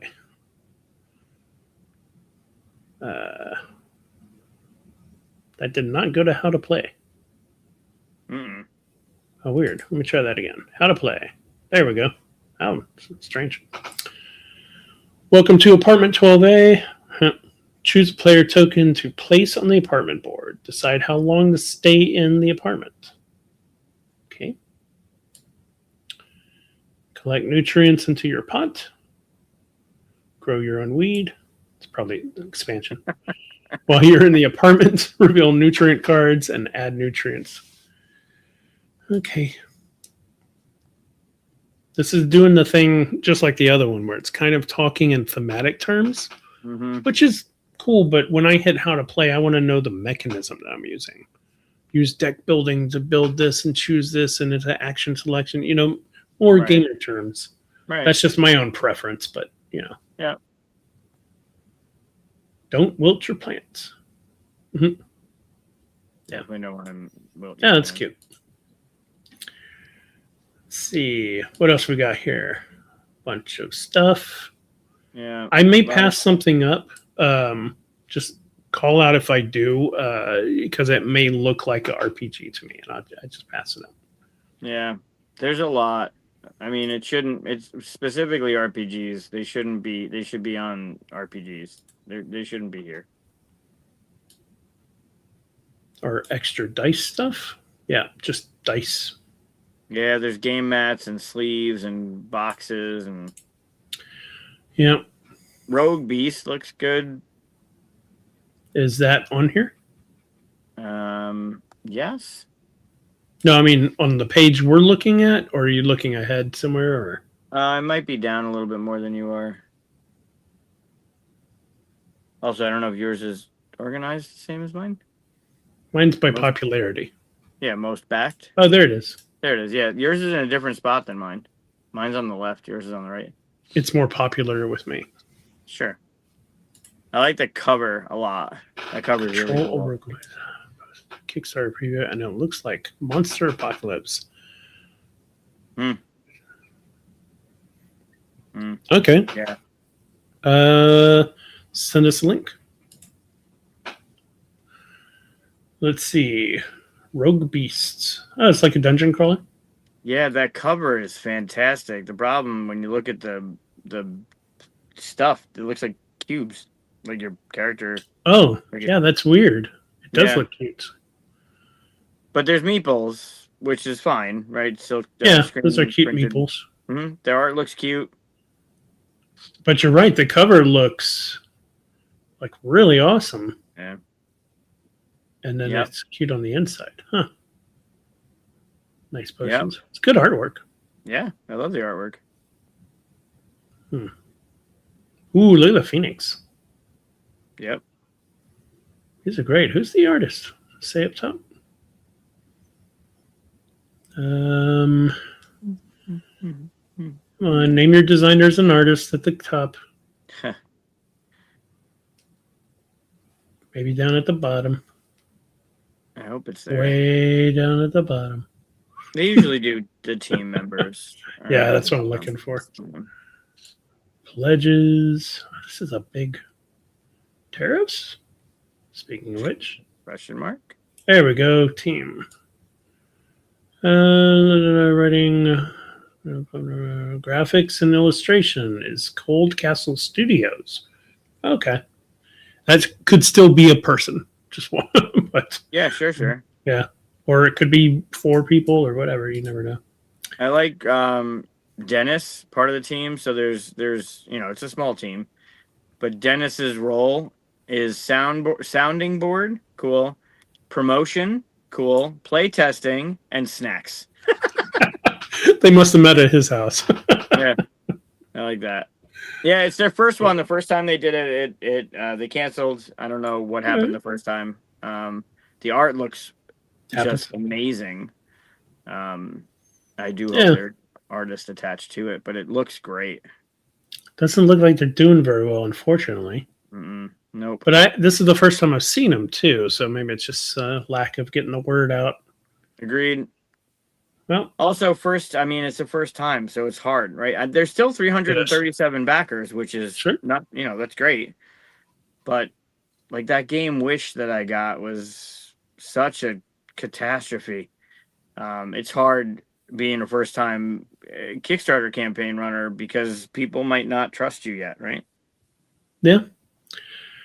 I mean, if you can get it made. 11:30 already, or 10:30? Yeah, Oh wait, that's an hour early. It is weird.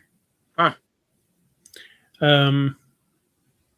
Yeah, if you can get it made, then your next hope is to get it out there and people pick it up and then really like it, and then maybe you could come back again and expansion, blah blah blah. But right, yeah, second printing or whatever. Good luck to you. It looks good. Yep. I like seeing stuff like that. What else we got going on here? Kickstarter is about to get kicked. I'm gonna go on to Gamefound and other stuff that knows how to sort their shit. The game also, that last game we were looking at, it doesn't have like a deluxe pledge. Like it's just a game, and you just get a game and stretch goals, and then there isn't like a upgrade the bits or something like that, which could be the reason it's not doing too well. People want the deluxe stuff.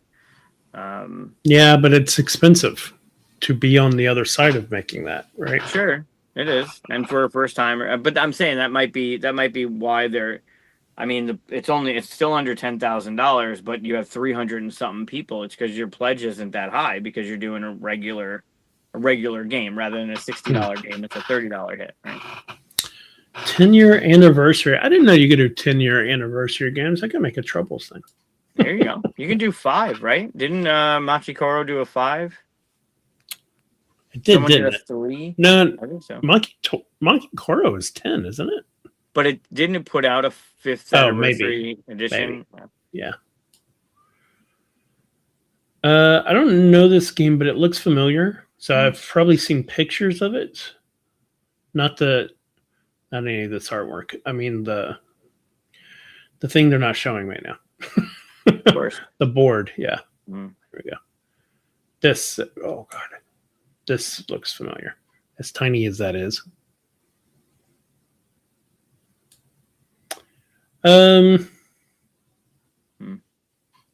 Yeah. All right. Good luck. Let's see, Red Lanterns, is that RPG? Hard to tell. It is hard to tell. You would think it's a real person talking, so it's probably not. No clue what's going to happen. Whole bunch of half-naked ladies. Perfect. That's tabletop games, right? Come on. Usually. Okay. If anybody else knows of any other Kickstarter stuff we should look at, tell us, because I'm done shifting through their crap. The big Let's go to squeeze Gamefound. looked fun. The big squeeze, Yumagari looked fun. The big squeeze? Yeah, Yumagari we talked about. I think it's going to be it's going to be demo from Lucky Duck at Gen Con. That one looked good, but the big squeeze looked fun. You're running it's on Kickstarter, not on Gamefound. Yeah, you're running a lemonade stand during an apocalypse. Okay, I'm already happy about that. Right. That's pretty fun. Yeah.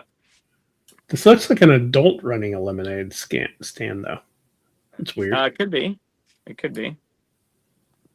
Okay. Is that a giant man-eating plant? Looks like it. Huh. So I like the weirdness. So Wiggles 3D are the same people that did the 5-minute dungeon and the 5-minute mystery and those games. So that's good. But yeah, that's definitely a giant. It looks like a giant radish, like a killer radish. All right, let's see how to play. Way back now. Where's my how to play? Overview, I guess. Maybe it's overview. Yeah. Let's see. Curate the perfect menu. It's lemonade. You might need different ingredients. How many different ingredients do you need? Let's see. You need all the clear liquids, right? Gin, tequila, Rum. rum. Yeah. Mhm. Vodka. Yeah. Yep. Let's see.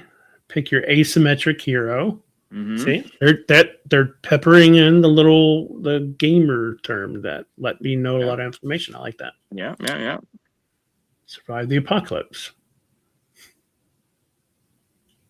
Learn zesting your pears. They have cosmic ingredients. So there's lemon, there's sugar, Okay. and there's ice cubes, and each one of them has a cosmic edition of it. It's cool. All right, cool. I like that. Yeah, it looks fun. It's a cool theme, right? It's a little bit different. Probably has the same mechanisms, but I like the card art. It's nice. Mm-hmm. It's a beautiful day for the end of the world. Beautiful day for the end of the world. And what was the other one you said? We talked about it on our Gen Con preview. Yumagari from Lucky Terror Duck. Turnip. Yeah, Terror. How do you spell that? Yumegari. You didn't like the idea of it. It looked more tile placement puzzly. RUI? ARI. You made me have something weird pop up. You're welcome. Yumi GR. Nope. No. YUME. Yeah, Yumi. Yeah. Okay. Then GARI. Dream Shop. What? Is it Kickstarter? It is. Okay. Lucky Duck. Okay. There you go. We talked about this on the Gen Con preview show. Oh, right. Yeah, these guys are cute. Yep. Yeah. Yep. A game of drafting and arranging magical items. Yeah, it tells me something. Yep. How to run your store. Seems like like the cowboy hat mushroom. Tile placement puzzler. Wow. It's cool. Mm-hmm. I think it looks good. You'll buy 5. No. What? There's nothing on the left here. It just says risks. Normally they have the little. Yeah. Well, I mean, not all companies know how to utilize these platforms. Well, there's not a lot here, actually. There's just pledges, videos. Mm-hmm. I mean, it seems like a small game, so maybe you don't need to have forever stuff here. But yeah. Yep. Okay. Cool. Yeah. Check that out. And then a little bit lower. I mean, you can look it up, but Harbor Hustle. HARBOR. Harbor Hustle. Do the hustle. Kickstarter. Yes. The only I have thing to with use this Google one, to find it because their search is stupid. this one just funded with just 2 days to go. The thing that scares me on this one, it's a 3-player minimum and 2.5 to 3 hour playtime. 2.5 to 3. Okay. That's pretty big. Yeah. Well, the 3-hour minimum player thing. I mean, 3 minimum player thing is a killer for me, not the time. Right. Not a killer, but not a game I'm gonna get. I'll definitely. I might play it. I don't know, but definitely I don't know what it is yet. But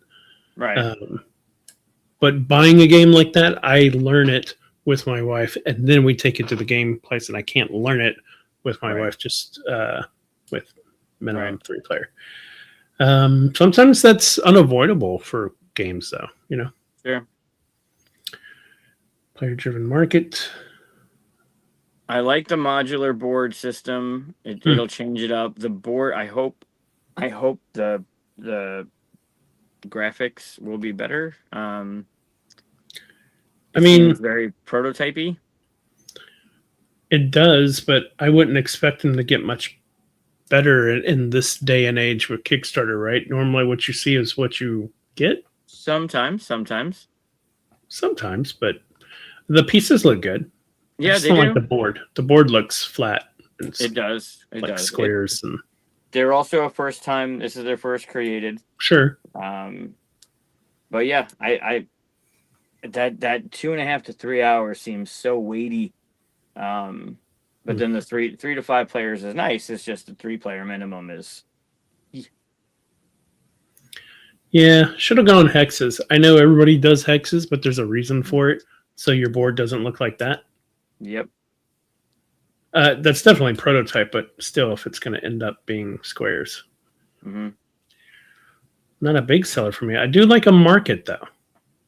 The market's nice, and I agree with you with the hexes because you're moving ships around, and it's weird that the ships can't go diagonal, and they show that in one of the things that your ship can't, like it literally has to go orthogonal, and that's kind of I don't know, that's weird for a water ship game. It's really hard to do with a boat too.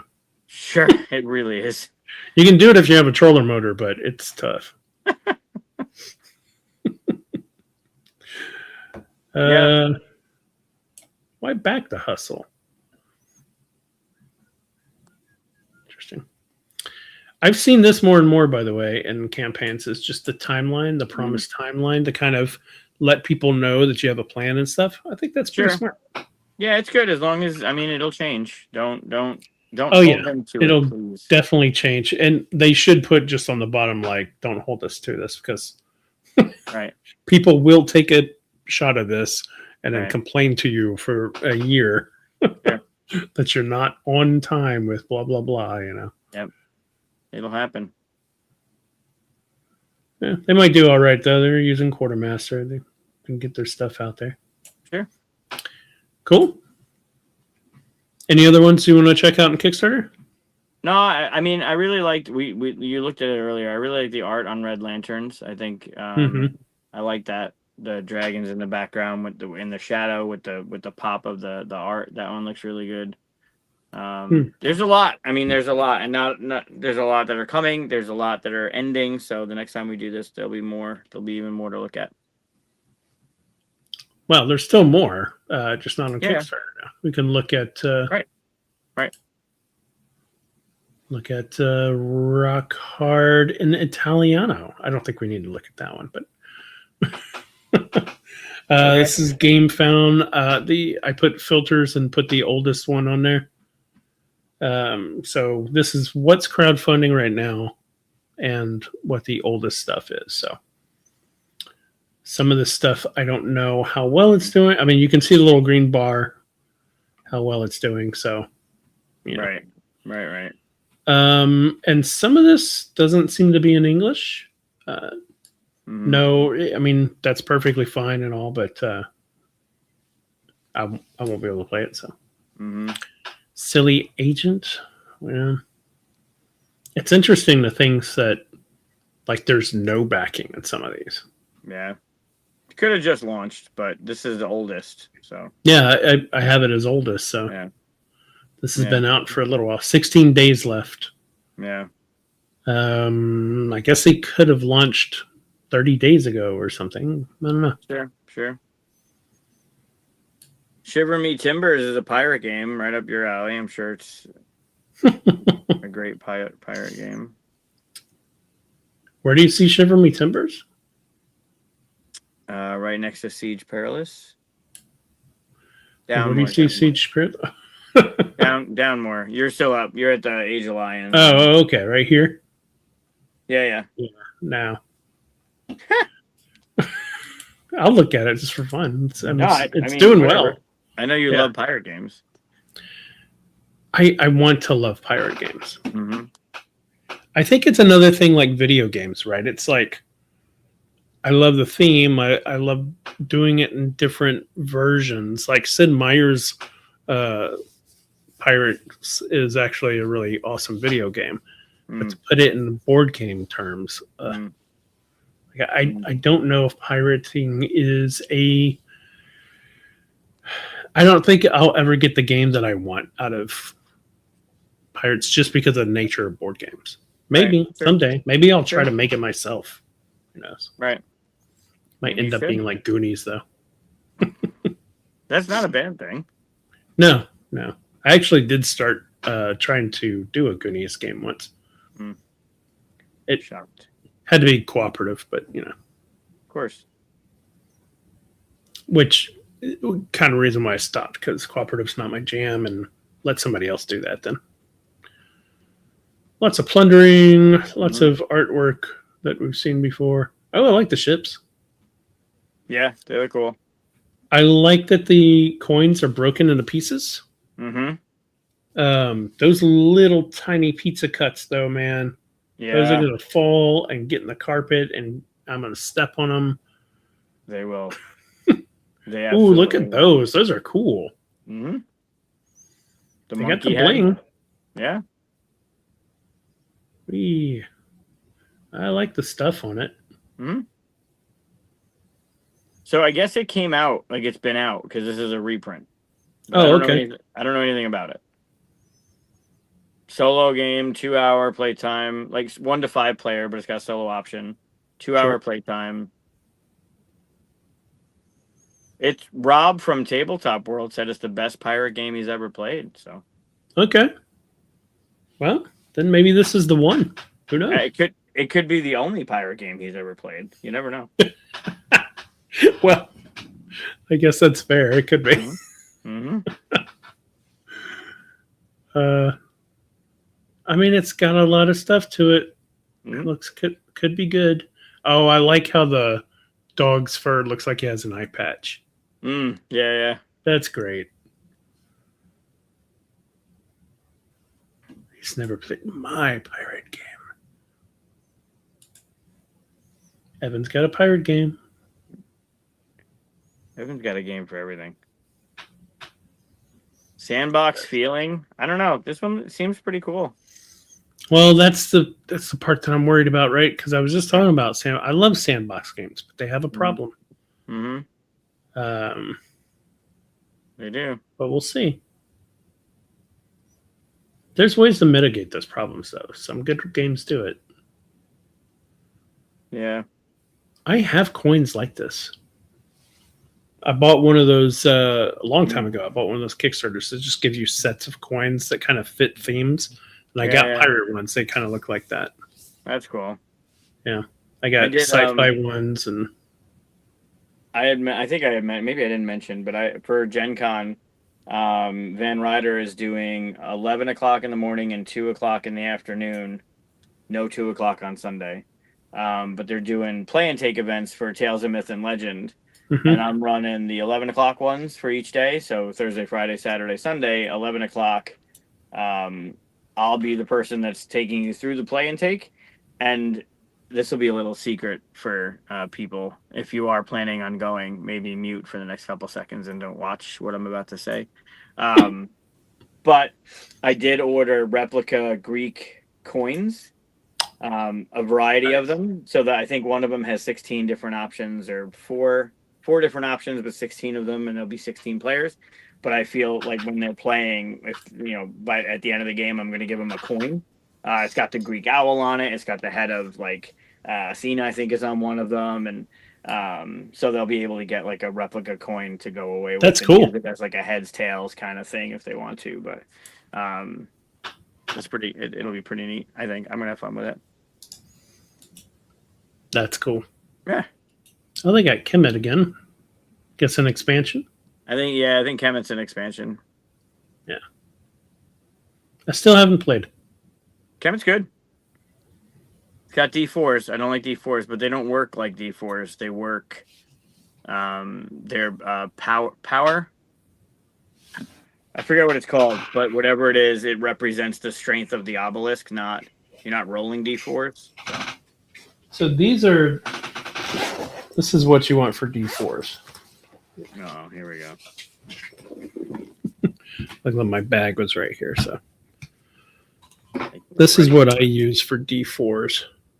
Yeah, we can't see that. You kidding? All right, here. That's what I use for D4s. Oh, all right. Yeah, that's pretty cool. You can pick I've them seen up. those. Yeah. Yeah. Yeah. I've seen them in bullets. I've seen them for arrows. Like archers have Yeah. the D4 and it's an arrow. Yeah. Yep. Yeah, I don't like the cones of death. Sure. Yeah. Let's see what else we got here. Chronicles of Drunagor. I'm gonna say that's how you pronounce it. That's another edition of the game. There's a first edition or a different.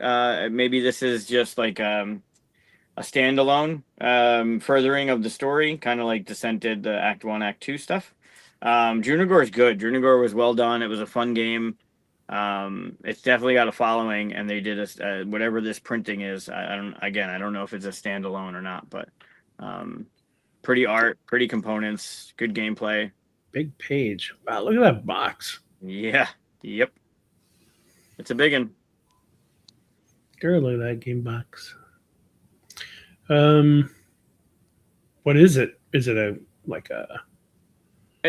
If I remember, it's more like a dungeon crawl kind of game. dungeon crawl? Okay. Yeah. See. Oh, okay. Yeah. Yep. There we go. All right. Cool. Yeah, lots of stuff. Really well done. The first one, anyway, was really well done.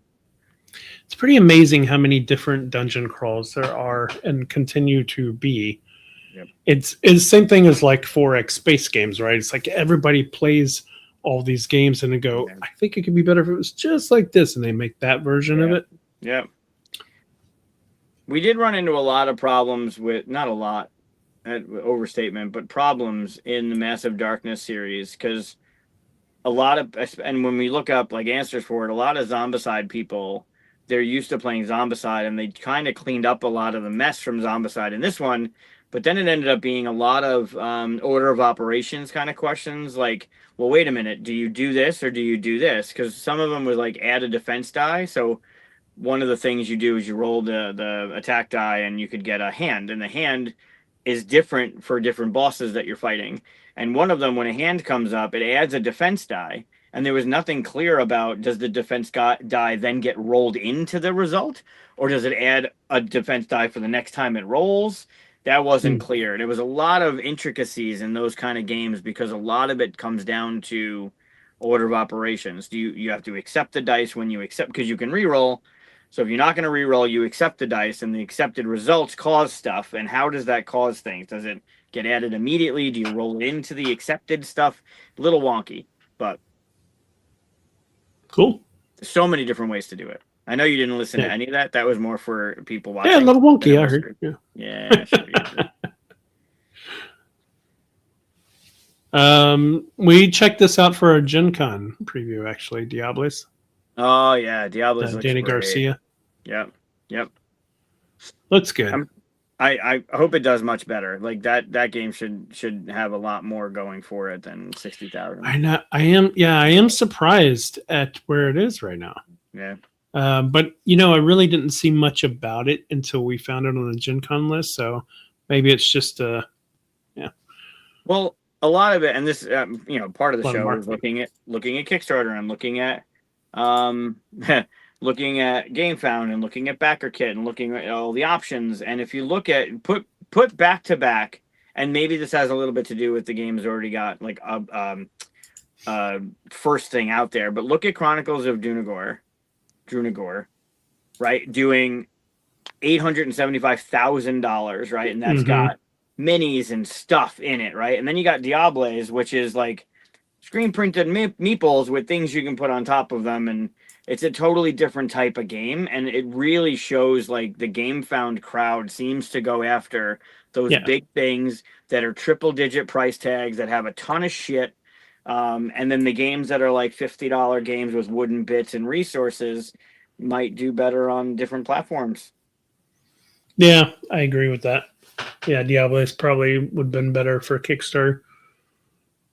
Of course, we say that, and Galileo's Truth is doing really well, but that's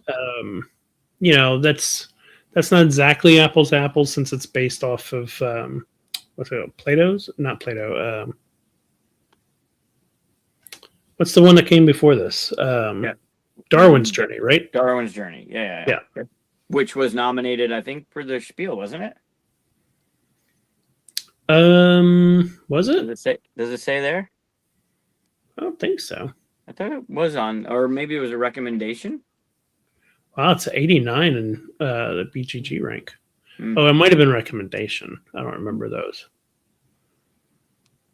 But yeah, I mean that's good. That's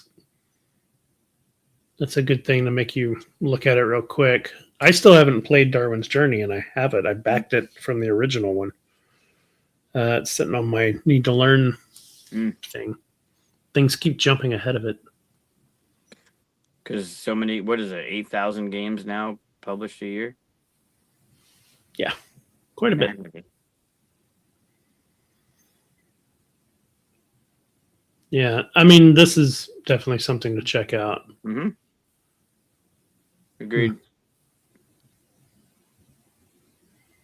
Agreed. Cool. Well, it's doing well on its own. Yeah. Whispers of the Deep.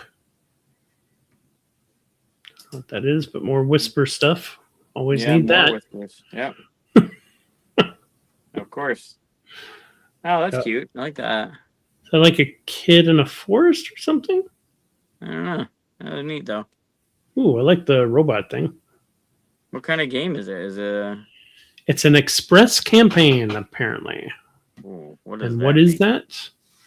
Smaller, faster Gamefound campaign that works a little. I thought the game was a campaign. It's a miniature game. It's a miniatures game. Skirmish game. Okay. Man, now I get excited about the idea of an express campaign. How do you make one of those? Wow, this is kind of cool font. It's a little hard to read, but not too much, and it's kind of fun. It's got good graphic design. The book, yeah, solid. Yeah, all that little stuff. Anyway, yeah, I mean, you're right. It's a miniatures game, but still. Yeah, sure. I like the weird look to it. Yep. But now I want to make a game that's an express campaign game. Yeah. Let's see. Have you ever played Bullet? No. That bottom, well, now on the right, Bullet? No. I don't know what Bullet Galaxy is doing and its expansions for the game, but the game, like, we played it years ago when Bullet first came out, and it's got that bag building. You pull stuff out of the bag, and then you're going to do stuff to your board, and you're trying to trigger. It's got a very interesting feel to the game. This is the bag. It looks like a dumpling. It's a dumpling building game. Yep. Now I want to make a dumpling building express campaign game. Yeah. Yeah, there you go. Yeah. You got to do it fast or else the dumpling explodes. Yeah. What exactly is an express campaign game? It's a campaign. It's a game that only has 3 chapters to it. Instead of having to play 12 chapters to get the whole story. Interesting. Express. Bam. Done. $30 game. Done. Sure. Yeah, so Bullet's really fun if you get a chance to play Bullet. It's a battler? It's and then you're trying to get stuff off your board, and then you're passing them to the player on your left, which is going to junk up their bag and stuff. It's the game, right? So you're not being mean on purpose. You're trying to win, but in doing so, the stuff that you get off your board, you pass on.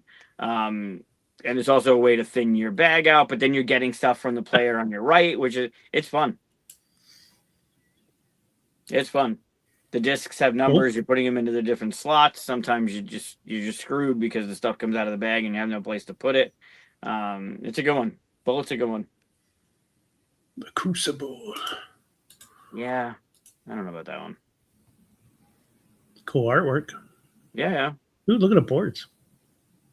It's another tactical campaign game. Yeah, it's really good artwork. Yeah, it is. Says battle game, kind of many battles. That's too bad because the dual boards right here really looks RPG-ish. Like you have all these skills and stuff. Yeah. I can't see it very well, but Mm. Does kind of look like it. Okay. A lot of stuff. Sure. Yep. Mythwatch. What? Mythwatch? Oh, there it is. Yeah. It only has 763 euros. Yeah. 8 Why backers. Did it Ooh, just let's find out why. Good piece of art. Okay. Oh, it's a cooperative role-playing game where you create blah, blah, blah. Okay, role-playing game. That's why. You'll put role-playing games on here. Artifacts. Oh, I was looking at artifacts. Yeah. I mean, orange fox meeples. How do you not? Don't make fun of my Lisp. I don't have Lisp.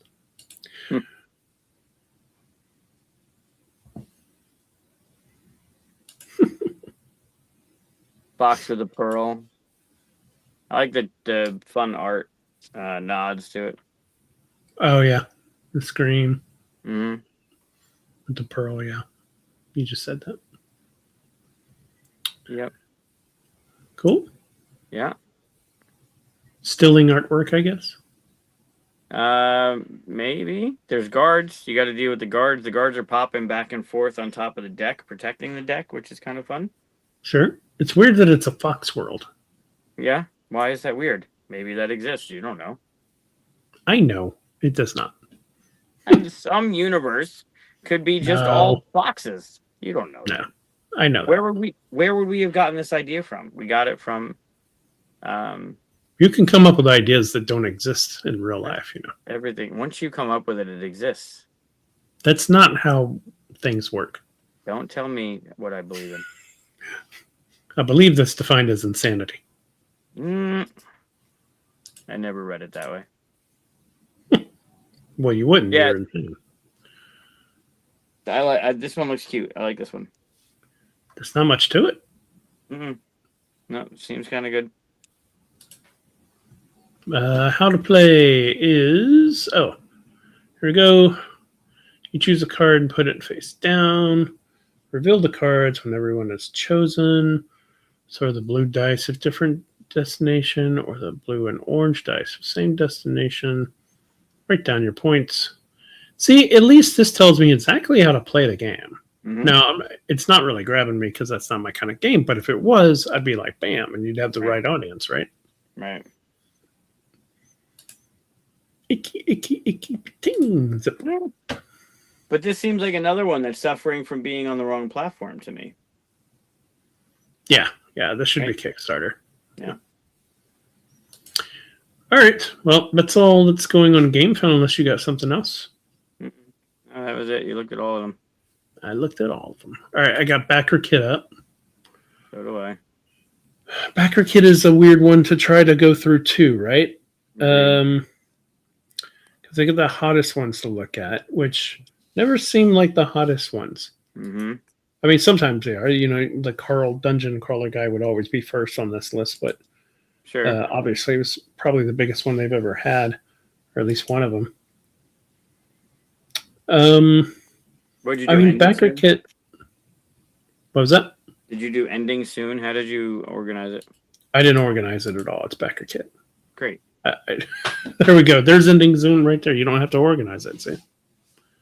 What? Holographic Midnight Summer Sale. Not a board game. No. So, let's see. View all projects. Can I filter that? Well, I did tabletop games. Oh, you can't do tabletop games and ending soon? That's weird. Yeah. Jeez. Okay. I don't like this. I'm just going to go to hottest projects. Yeah, that doesn't make sense.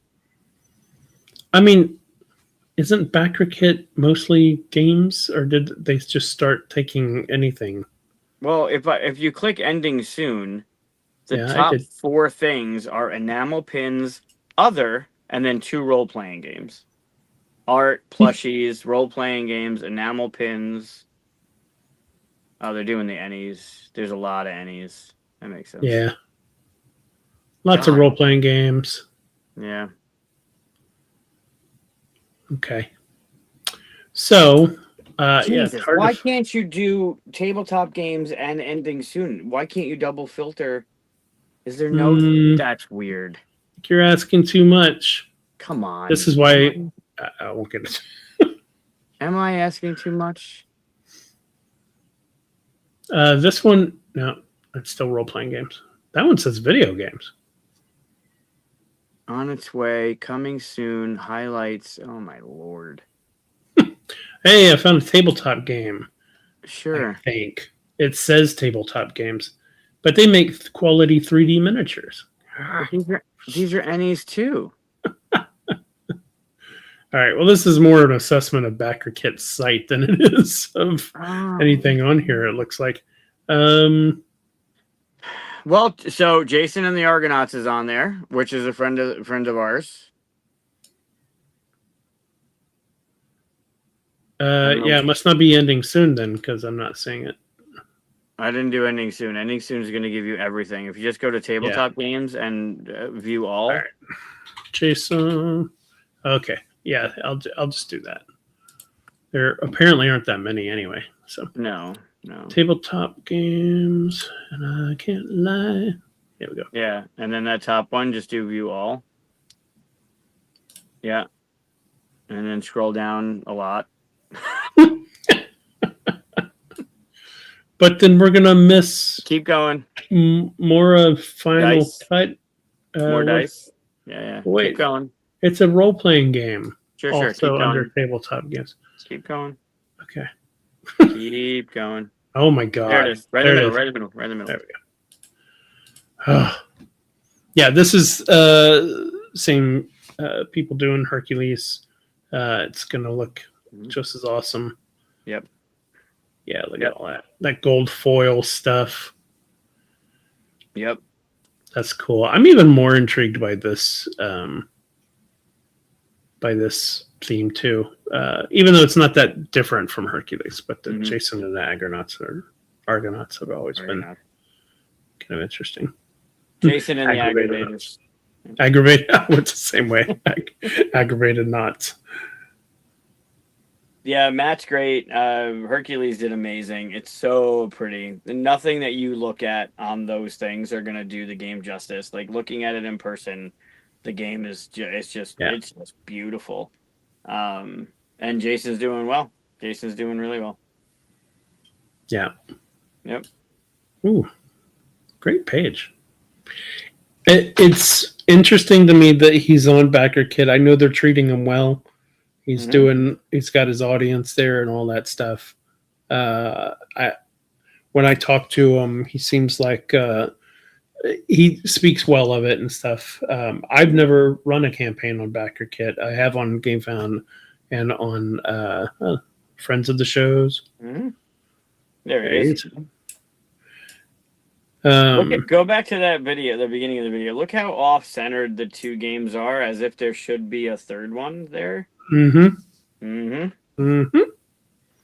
yeah, he's also, so what they do with this, which is kind of clever and helps out, there's a lot of cross-promotional stuff that they can do in here. So he's part of the Pocketopia of this.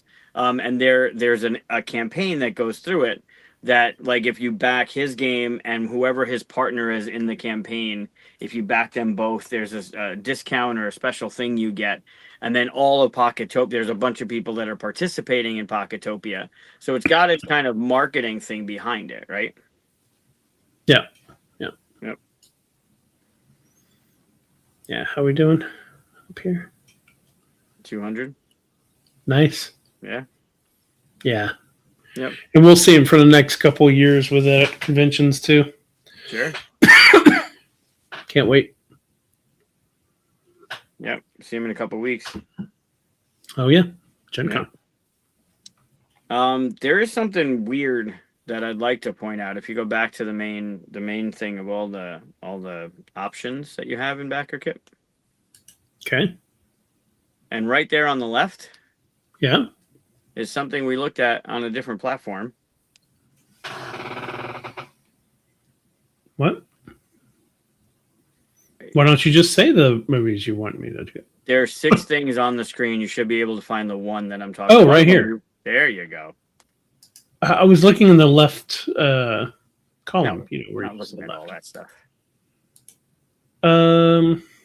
Oh yeah. Okay, so I've heard of people doing this. Where you Running 2 run the same campaigns for thing the on- same thing on 2 different. Like that's Yep. weird, right? There's nothing against it. I mean, as far as I know, unless things have changed, you can do it on Gamefound and on Kickstarter at the same time, and I've seen it done. I would guess that they're using Backerkit as their pledge manager, and it'll make it a lot easier because Kickstarter doesn't have its own real pledge manager. So if you're doing that anyway, I could see where it would make sense. Like, hey, why don't we also put it up there? Because you're going to Backerkit anyway with all your Kickstarter stuff. So Sure. are you kind of thinking like, is it shady to you? It's the first time I've seen it run, and I thought you weren't allowed to do it. I thought you couldn't run. Not that you can't run a second campaign. I've seen other people. Kickstarter ends, they go to Gamefound afterwards. They do a second campaign for like pre-order or late pledges or to get the word out or whatever the thing is. But the same thing running on 2 platforms at the same time, I thought was a no-no. I thought it was not allowed by the companies, but. I think a lot of that has kind of gone away, especially because like Gamefound is also a pledge manager, right? Sure. And so some people do Kickstarter and then use Gamefound as their backing thing. So why not also do it as a crowdfunding thing at the same time? You know what I mean? Like, sure, but then why don't other people? Why is that the only one doing it? Like I see Chris Couch Games has headliners on here. Great, they just did the Garden Club stuff, right? Andrew and Kristen's game on Kickstarter. I think it was on Kickstarter. Or it's running now on Kickstarter. No, he's got something on Kickstarter now. Anyway, having different games running on different platforms, fine. But having the same game running on different platforms, I thought was a specific thing. Yeah, and I don't know. If that's the case, why aren't other people doing it? Why aren't you going to run Whisperwood on both Kickstarter and Gamefound, right? Yeah. I think for clarity's sake, I've had some, I've backed some campaigns that they had a Kickstarter page, but they use Gamefound as a pledge manager before, right? And what was really weird is that when they post their update on Kickstarter, it then also updates through Gamefound. I guess that's something you can turn on. So I get 2 emails at the same time coming from the same thing, which is just really annoying. And I don't know which one to go to mess with my pledge or give them the right address or anything like that. Like, it's just a lot of logistic nightmare, I think, which is why you wouldn't do it. As far as I can tell, there's nothing shady about it, though, because all you're doing is just spreading out you're getting a bigger booth. You're making it so more people see you, whatever, Yeah. It's like having 2 booths at the same con. You have a booth over here and you have a booth over here just for being seen more. Like, is that so bad? No, but if that's the case, then why aren't more people doing it? Like I said, why aren't you running a campaign on both platforms then? I think it's confusing. You're paying money, right? You're losing more money, but you're getting more money. Yeah, I don't know if you're losing. I mean, assuming that you're paying the same amount to Gamefound, it's usually a percentage, right? As you are to Kickstarter, which probably isn't true. But assuming that you have that, it wouldn't matter where the people come in. But I think it's just a logistics nightmare, and it's not a clear thing. Like, whenever you post stuff, it's going to go out in 2 different places. You got to make sure 2 people are in the same thing. It's just 2 different CSV files, though, right? Like, once the campaign is done on Kickstarter and once the campaign is done on Gamefound, you get or whatever you're using, you get the backer list, you export it as a CSV, you send it to your fulfillment company, Just you can actually combine both of them. You're getting names and addresses and Yeah. pledges. Like it can't be that much of a logistical nightmare to figure that out because you're getting a finalized list of the people that gave you money for a product. Not the You just give- fulfillment. Yeah, not the fulfillment part, right. but more the customer support part. Someone contacts you, they say, "Hey, I'm backer, blah blah blah." You're like, "From where? Are you from Backerkit? Are you from Gamefound? Are you from Kickstarter?" But that's like trying to figure out when you get a shipping notification, if it starts with a bunch of numbers or it starts with 1Z something, you know that it's UPS versus USPS, right? Like I know. that should be something pretty easy to grok if it's like if Gamefound comes at you with like GF something. I'm backer number whatever, and this is my number. You know, all Gamefound stuff starts with a 7 or something like that. It shouldn't be that much of a nightmare to figure out where they're coming from. Yeah, I also don't know if it's that much of a benefit. Sure. Like Sure. the people that are here, the 1,632 backers on here could easily have just been added to the numbers of Kickstarter. And are you splitting your audience to where it doesn't look very impressive on either side? Right. Right. But like, look at Okay. what Lemonade Stand is making here, right? It's $110,000. What are they? Hey, Mike, I mentioned you earlier. We were talking about marble games. There's so many people. What was it on Kickstarter? yeah, what the hell was it? I'm gonna look it up. I still have it up. You don't have to look it up. I still have it up on my computer. It's only got 19,000 with 59 hours to go. But it's got And this one has 110,000 on 110,000. Backerkit. Yeah. Well, And how many days to go on Backerkit? doesn't say right off the bat. Hold on, let me see. It ended, so they're not running at the same time. Oh, what the shit? This ended June 2nd. So it looks like the minute this one ended, they started a Kickstarter one. That answers all of the questions. Why is this up on things that are come on. Well, they did really well there, so they just thought, let's go scoop up more people in Kickstarter. The problem is that nobody goes to Backerkit who doesn't also go to Kickstarter. There are exceptions, sure. There's somebody who got burned really hard on Kickstarter and thinks Backerkit is better for some reason. They're wrong, but well, how far whatever, into this list are we of games that have already ended now? Because there's nothing that's showing that it ended. Yeah, well, we've already talked about Backerkit's issues as well. Oh my god! I mean, say what you will about Gamefound, it's not that hard to go through their menu. It's and not. figure out what you want to see, but yeah. But it makes me not want to search these because now I'm going to get into a game and be like, oh, it ended 2 years ago. Like, that's shitty. Well, but this is Backerkit, so you could probably still get in the back end, Sure, maybe. But what? So let's look at Jason and the Argonauts. It's still running, right? No, it ended in May. Well, good thing we're covering it now. Oh my god! What in the hell?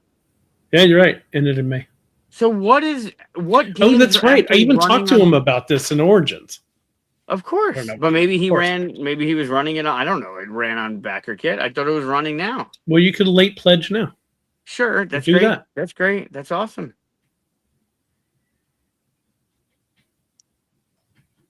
See, this is why you need to do tabletop games and ending soon. Yeah. But I mean, yeah. Now I'm getting Chris frustrated. Frustrated. Frustrated? No, we're not verbing me. So are they going to run 2 late pledges? Yeah, I guess so. Or they're going to use Backerkit as their back end. Yeah. Yeah, the late. I would assume the late pledge isn't open yet, and they'll open the late pledge when this crowdfunding is done on Kickstarter. God, Backerkit's not fun. Yeah, they don't have their late pledge open up yet. So yeah, they're probably doing that. But see, there's the problem is this was a successful campaign, but in Kickstarter, it doesn't look like it's doing very well No. because they've already picked up their whole audience basically, right? Yeah. Yeah. So that's one of the risks of running it on two different platforms.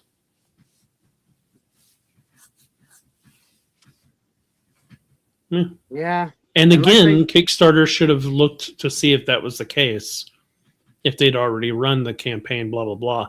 I think Kickstarter's lost all their people that check this stuff anymore.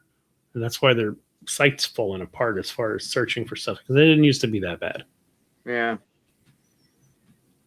That's wild. Oh. Yeah. The banner says ending soon. Whatever. I exited out. I'm gonna fall into a rage. I can't.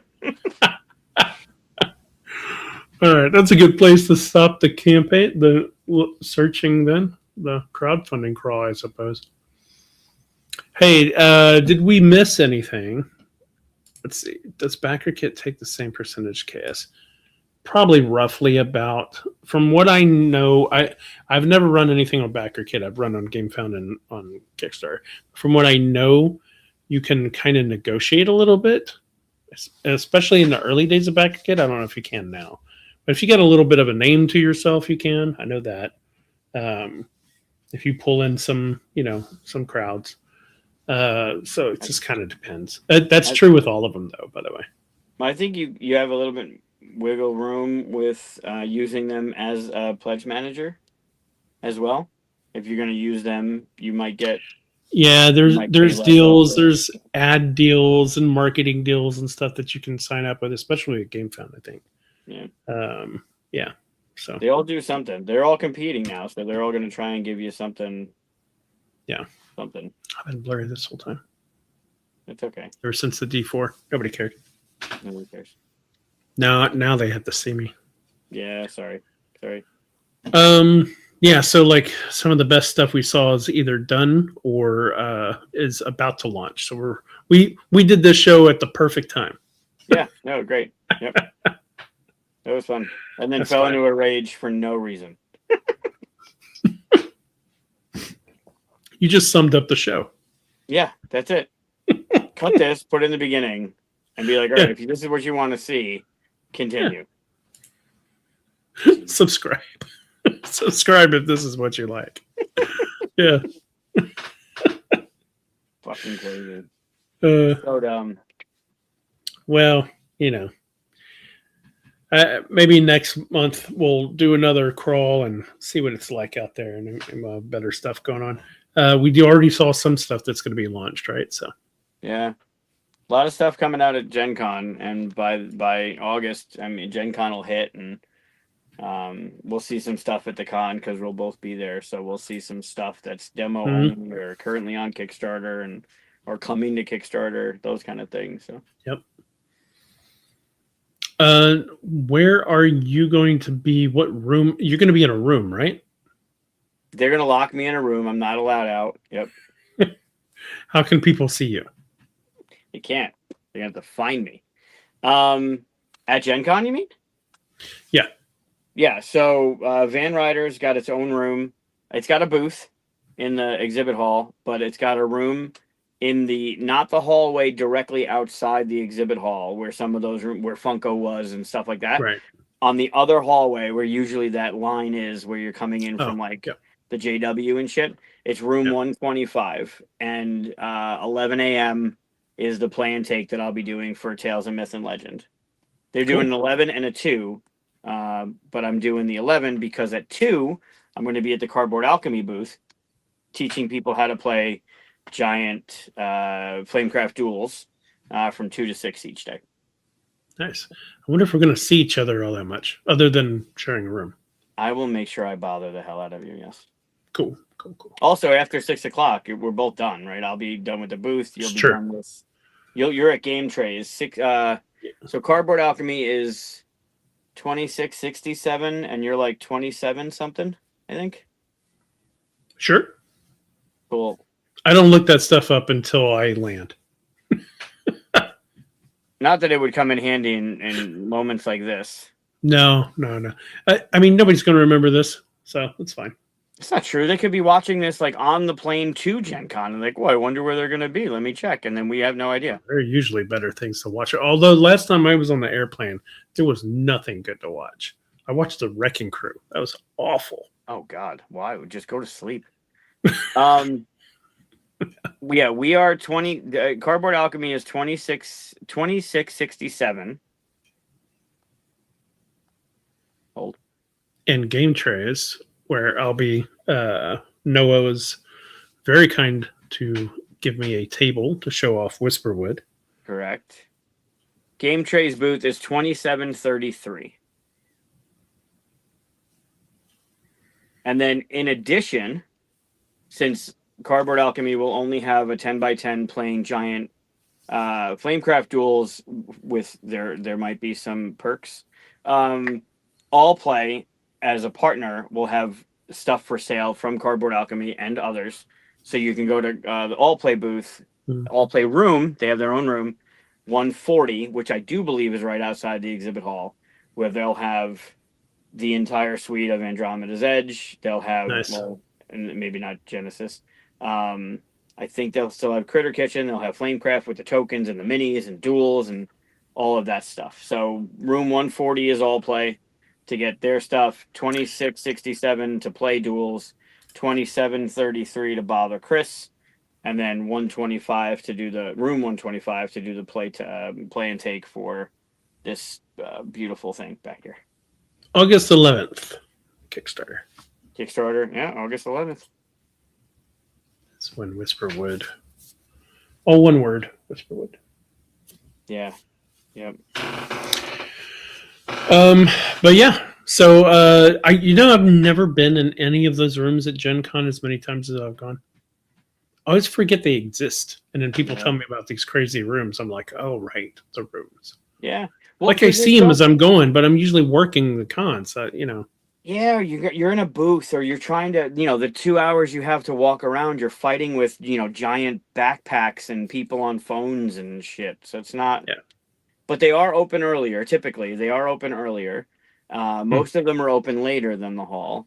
And like Jason, Jason from Hachette, they have an event. I think they're doing it again this year. At least the past couple of years he's done it, where it's like a breakfast event where you buy a ticket. It's like $16 or it's less than $20, I believe, and you get to play games like Hachette, all the company games, whoever they're working with for the time you're there, and they have a breakfast buffet.